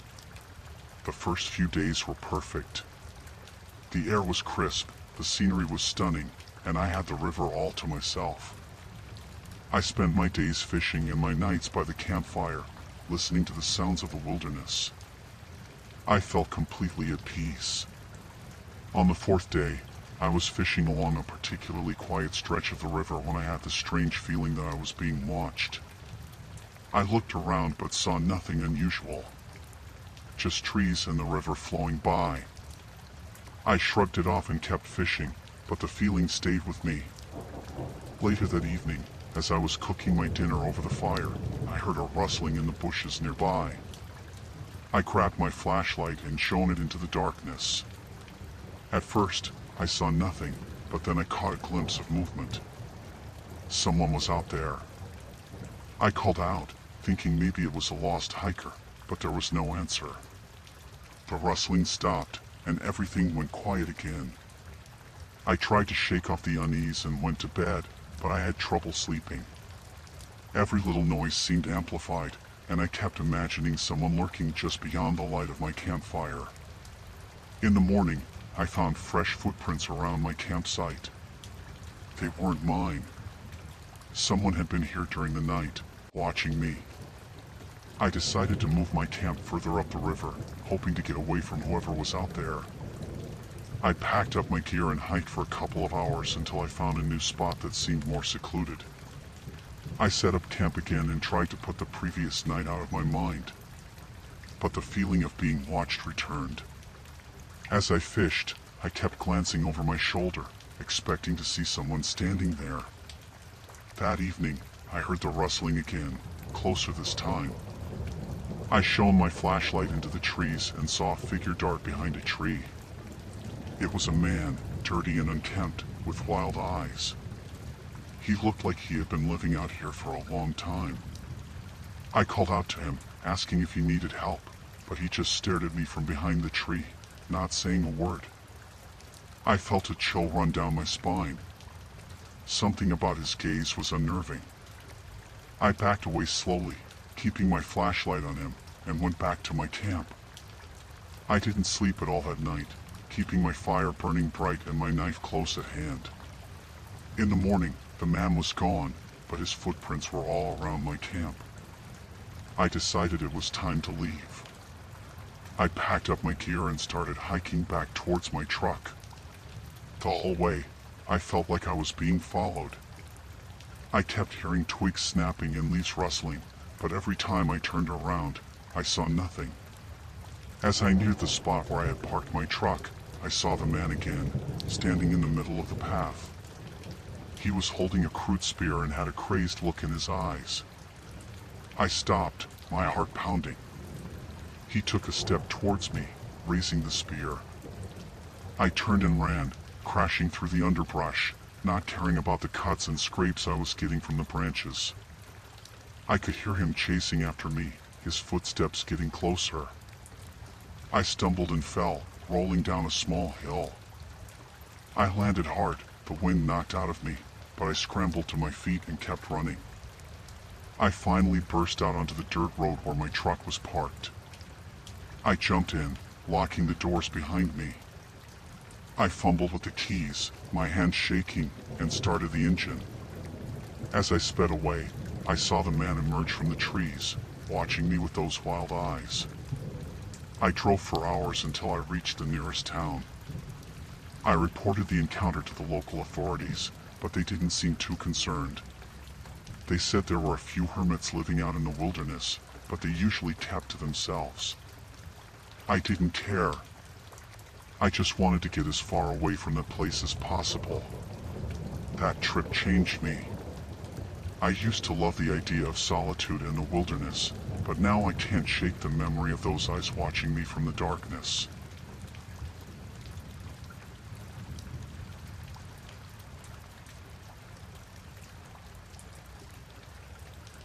I was driving through the mountains of Colorado when the storm hit. The sky turned dark and rain started pouring down in heavy sheets.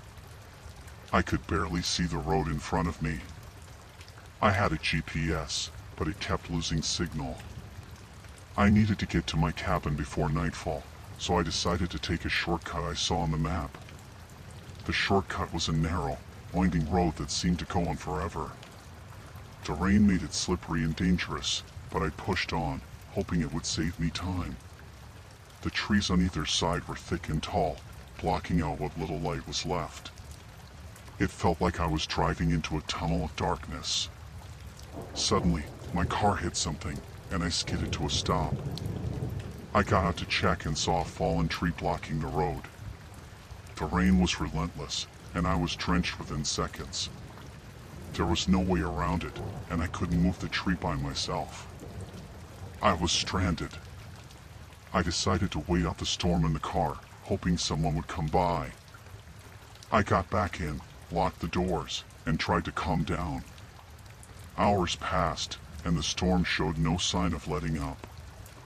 My phone had no signal, and the battery was running low. I felt completely isolated. As night fell, the rain finally started to ease. The darkness outside was complete, and the only light came from my car's interior. I was about to try and get some sleep when I saw movement outside. My heart skipped a beat. Someone was out there, watching me. I strained to see through the rain-streaked windows, but could only make out a vague shape. It seemed to be moving closer. Panic set in, and I started the car, hoping to at least turn on the headlights to see better. The car wouldn't start. The battery was dead. The figure outside moved closer, and I could see it was a man. He was tall and wearing a dark coat, his face hidden in the shadows. He stopped a few feet from the car and just stood there, staring at me. I felt a chill run down my spine. I didn't know what he wanted, but I knew it wasn't good. I fumbled for my phone, hoping to use the flashlight as a weapon if needed. The man started tapping on the window, slowly at first, then harder. The sound was unnerving in the silence.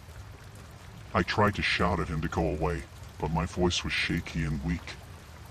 He leaned closer to the window, and I could see his face. It was pale and twisted into a malicious grin. He mouthed something, but I couldn't make it out. I locked eyes with him, my mind racing with fear. I had to get out of there. I grabbed the door handle on the passenger side and threw it open, running into the dark forest. The rain had turned to a light drizzle, but the ground was muddy and difficult to navigate. I could hear him behind me, his footsteps heavy and determined. I ran as fast as I could, my breath coming in ragged gasps. The trees were thick, and I kept tripping over roots and branches. I didn't know where I was going, but I couldn't stop. I glanced back and saw his silhouette moving quickly, getting closer. I stumbled into a clearing and saw a small cabin in the distance. It was dark, but it was my only hope. I sprinted towards it, praying the door would be open. I reached it and turned the handle. It was unlocked. I rushed inside and slammed the door shut, locking it behind me. The cabin was old and dusty, with minimal furniture. I found a chair and wedged it under the doorknob, hoping it would hold. I tried to catch my breath, listening for any sign of a man. The only sound was the rain and my own heartbeat pounding in my ears. Minutes passed, then an hour. I started to relax, thinking maybe I had lost him. But then I heard it. The slow, deliberate sound of footsteps on the porch. He had found me. My heart raced again, and I looked around for something to defend myself with. There was an old fireplace poker in the corner. I grabbed it and stood ready. The doorknob rattled, and the door creaked as he pushed against it. The chair held, but I knew it wouldn't for long. He started pounding on the door, the wood splintering under the force. I backed away, holding the poker tightly, my hands shaking. The door burst open, and he stepped inside, his eyes locking onto mine. He didn't say a word, just smiled that same twisted smile. I swung the poker, but he caught it, wrenching it from my hands. He threw it aside and advanced on me. I backed into a corner, trapped. He reached out, and I closed my eyes, expecting the worst. Suddenly, I heard a shout from outside. The man turned, and I saw headlights through the broken door. Another car had pulled up, and someone was yelling. The man hesitated, then turned and ran out the back of the cabin. I stayed frozen in place until a man and woman entered, their flashlights sweeping the room. They saw me and rushed over, asking if I was okay. I could barely speak, just nodded. They called the police, and I finally felt a sense of relief wash over me. The authorities arrived and took my statement, but the man was long gone. They promised to search the area, but I knew he was already far away. I never found out who he was or why he was out there. I just knew I was lucky to be alive. That night changed me forever. I never take shortcuts, and I always made sure my car is in perfect condition before any trip. The memory of his twisted smile still haunts me, but I know I'll never let my guard down again.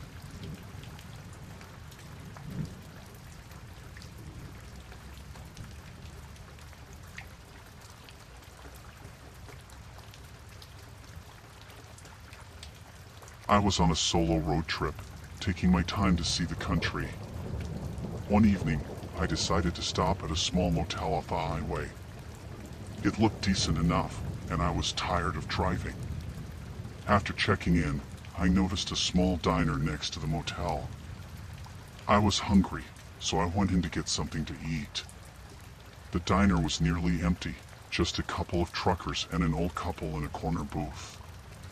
The cook was a middle-aged man with a gruff look. He greeted me with a forced smile and handed me a menu. I ordered a burger and fries, and a coffee to keep me awake for the drive the next day. While I waited for my food, I noticed the cook watching me from the kitchen.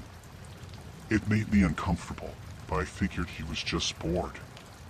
When my food arrived, I dug in. The burger tasted a bit off, but I was too hungry to care. I finished my meal and went back to my room. About an hour later, I started feeling sick. My stomach was cramping, and I felt nauseous.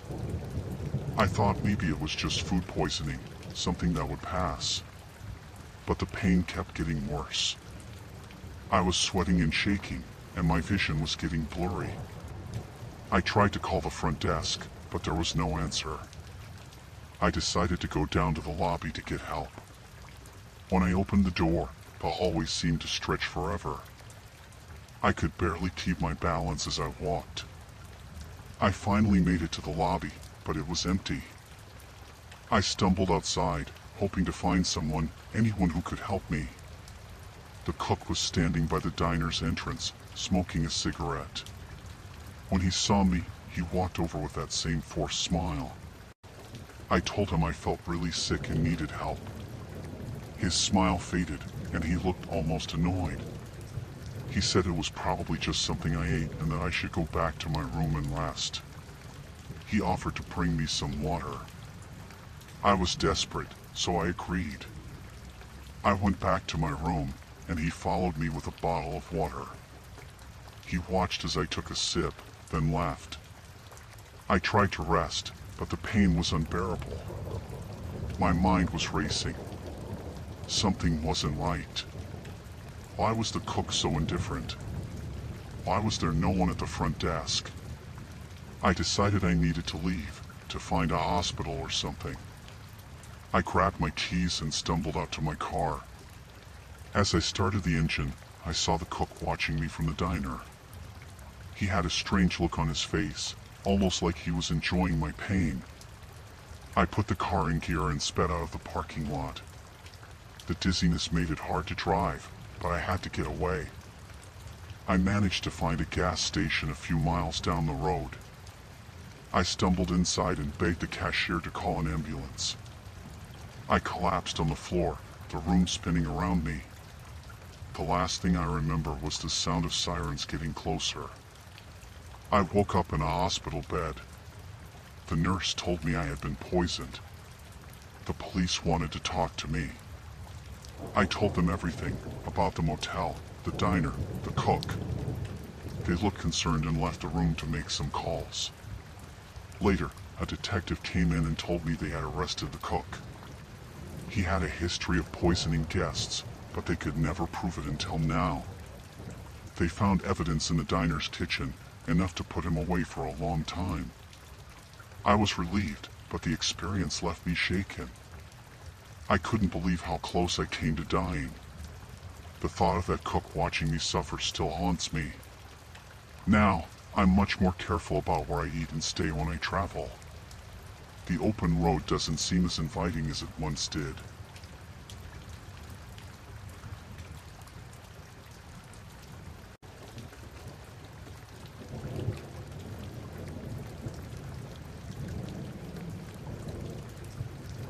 I'm the keeper of a lighthouse, and let me tell you about the scariest night of my life. It was during a storm, one of those really bad ones that rattles the windows and shakes the whole building. I was up in the tower, doing my usual rounds and keeping an eye on the sea. That's when I saw it, a shipwrecked sailor clinging to a piece of driftwood, desperately trying to stay afloat in the churning waters. My heart went out to him, knowing that he was in serious trouble out there. So I did what any decent person would do. I let him in. I guided him up to the lighthouse, trying to be a good Samaritan and offer him shelter from the storm. But as soon as he stepped inside, I knew that something was wrong. There was something about him, something in his eyes that set off alarm bells in my head. He was hostile from the start, demanding food and shelter like he owned the place. I tried to reason with him, to tell him that I was just trying to help. But he wasn't having any of it, getting more aggressive by the minute. I knew I had to do something to protect myself and the lighthouse from this dangerous man. So I tried to reason with him, to calm him down and get him to see reason. But he wasn't interested in listening, too caught up in his own anger and frustration. That's when he made his move, lunging at me with a knife in his hand. I barely had time to react, dodging out of the way and trying to defend myself as best as I could. It was like something out of a nightmare, like I was trapped in some kind of horror movie. I managed to grab hold of a nearby lamp and swing it at him, knocking him off balance and giving me enough time to make a run for it. I didn't stop running until I was miles away from the lighthouse, until I was sure that he couldn't follow me anymore. I called for help as soon as I could, telling them what had happened and begging them to come and get me. It felt like hours before they finally arrived, like I was trapped in some kind of endless nightmare. But eventually they found me, and they took me back to safety. I never found out what happened to that sailor, whether they caught him or whether he managed to slip away into the night. But one thing's for sure, I'll never forget that night for as long as I live. It was the scariest thing that's ever happened to me, and it's something that I hope I never have to experience again.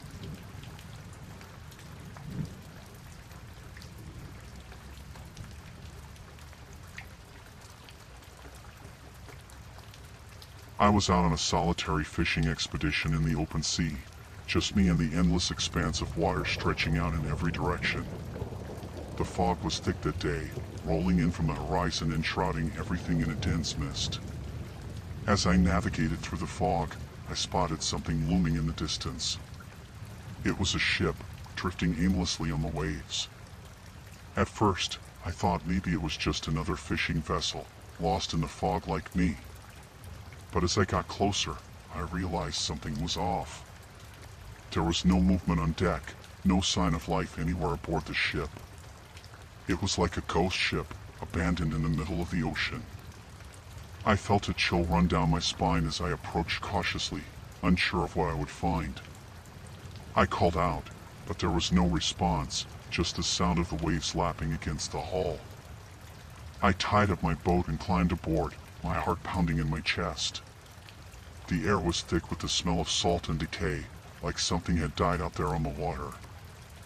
I searched the ship from top to bottom, but there was no sign of the crew. It was like they had vanished into thin air. I felt a growing sense of unease as I realized that I was alone on this abandoned vessel, surrounded by nothing but fog and ocean for miles in every direction. I tried to rationalize what I was seeing, telling myself that maybe the crew had abandoned ship in a hurry, or that they had fallen overboard and drifted away in the current. But deep down, I knew something wasn't right. The way the ship was drifting, aimlessly, with no one at the helm, it was like it was waiting for something. I made my way back to my boat, feeling more anxious than ever.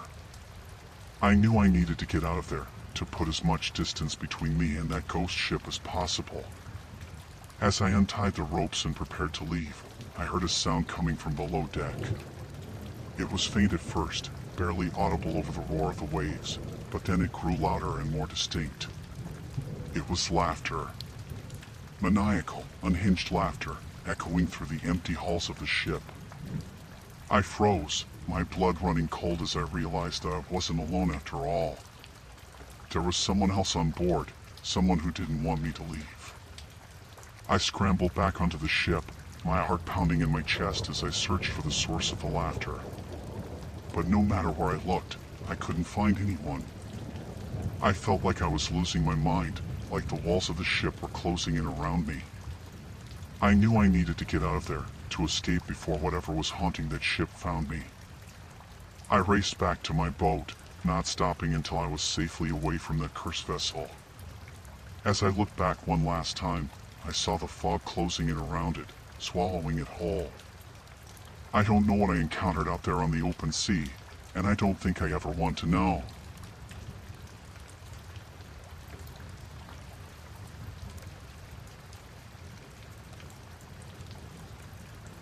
I was backpacking through Europe, soaking in the sights and sounds of each new city I visited.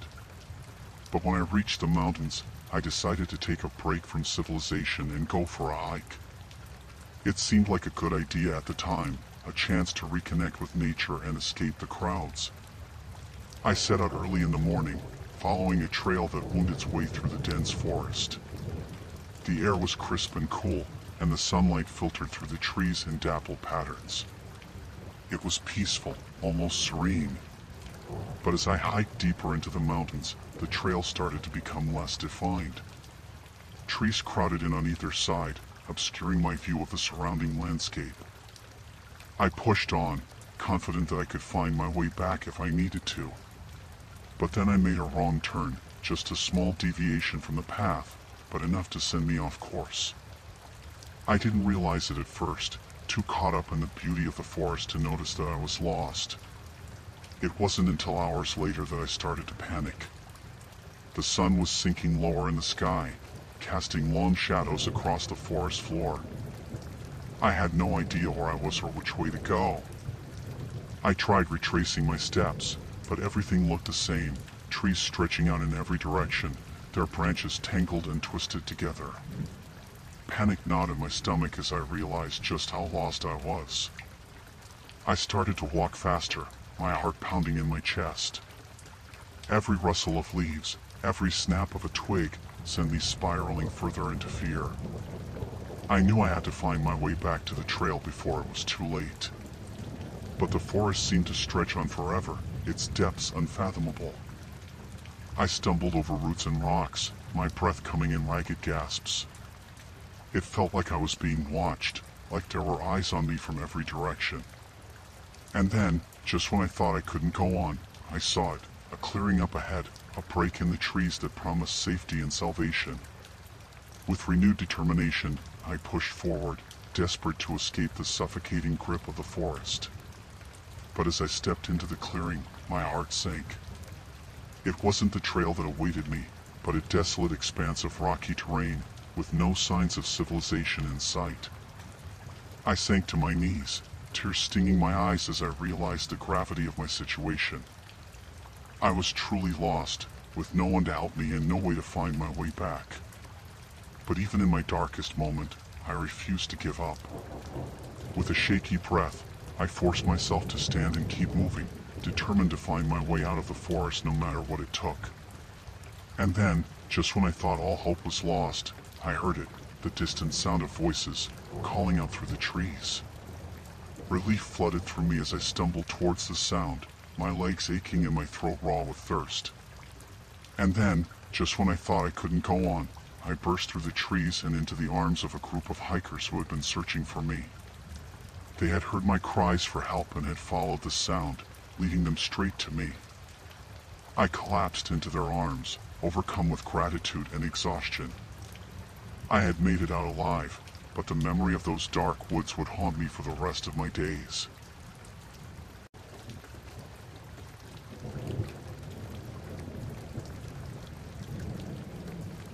I am a backpacker, exploring the rugged coastline in search of adventure and solitude.